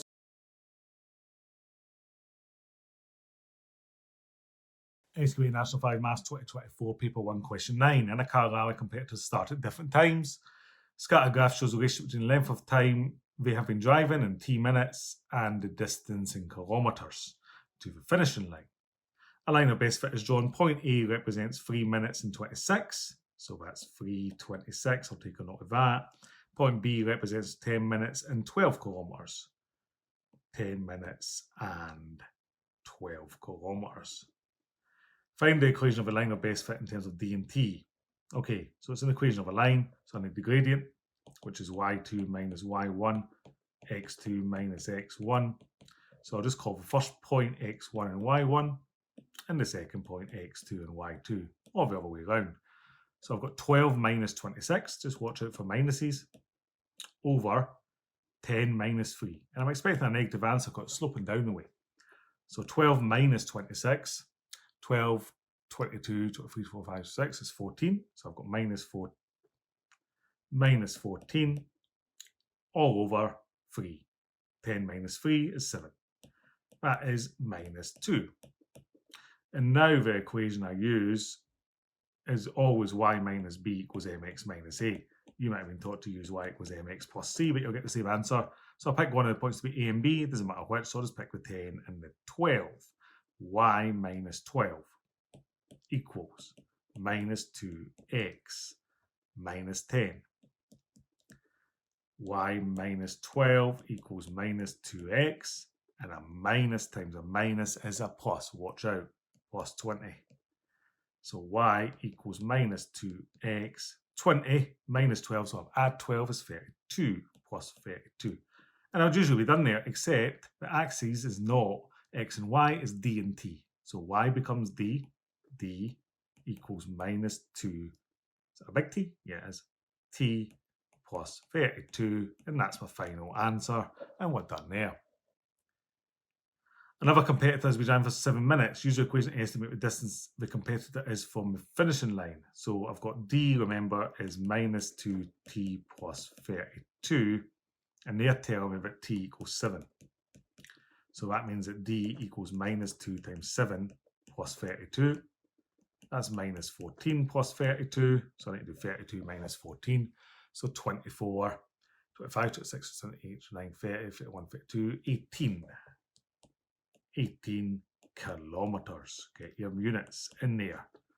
That is kilometres, isn't it? SQA National 5 Maths 2023, Paper 1, Question 7. A business records the sales of a sample that's employees in the length of time they worked for the business. The scatter graph shows the relationship between their salary and the time and years they worked. The line of best fit is shown, so it's a straight line question. Find the equation of a line of best fit in terms of P and T. Give the equation its simplest form. So to find the equation of a line, you need to find the gradient, and then you need to use the formula y equals mx plus c, or y minus b equals mx minus a. So I need the points for gradient, so let's pick some points. There's one clearly there. That is 5 to 1,000. 20,000, sorry. And the second point we can pick is clearly identified here, which is 25, 50,000. So starting off with our gradient, y2 minus y1, x2 minus x1, that's x1, y1, that's x2, y2. So that gives me 50,000 minus 20,000 divided by 25 minus 5. So that's 30,000 on the top divided by 20 on the bottom. Quite a big number to deal with, but we can get rid of the zeros to start with. And that gives me 3,000 divided by 2, which is 1,500 or 1,500. So there's our gradient. So now we can do y minus b equals mx minus a is how I usually do it, or y equals mx plus c if you prefer. So there's our straight line, and I'm going to use the point A and B, positive numbers, so nice and straightforward. Y minus 20,000 equals 1,500 times x minus 5. Don't be worried about the big numbers because it ends in zeros, so we can deal with that. So that's y minus 20,000 equals 1,500x. And we need to do 5 times 1,500. So 5 15s is 75. So minus 7,500. Adding 20,000 to both sides, we get 1,500x. 20,000 minus 7,500 is 12,500. So there we go in terms of y and x. But our graph is in terms of p and t, p and time. So we need to change the y-axis to p equals 1,500t plus 12500. Just make sure it's a capital T. It is. So we're done there. Part B, use your equation from Part A to estimate the salary of an employee who has worked for the business for 8 years. So remember, our P was 1,500t plus 12,500. And they're saying that 8 years, so that means that the pay is 1,500, time is 8, plus 12,500. Okay, 8 times 1,500, so if I double it, I get 3,000, double again 6, double again 12, so I get 12,000 plus 12,500, which is equal to, with a pound sign, £24,500.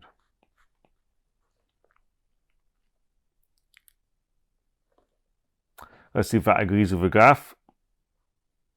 That looks about right, so we're done.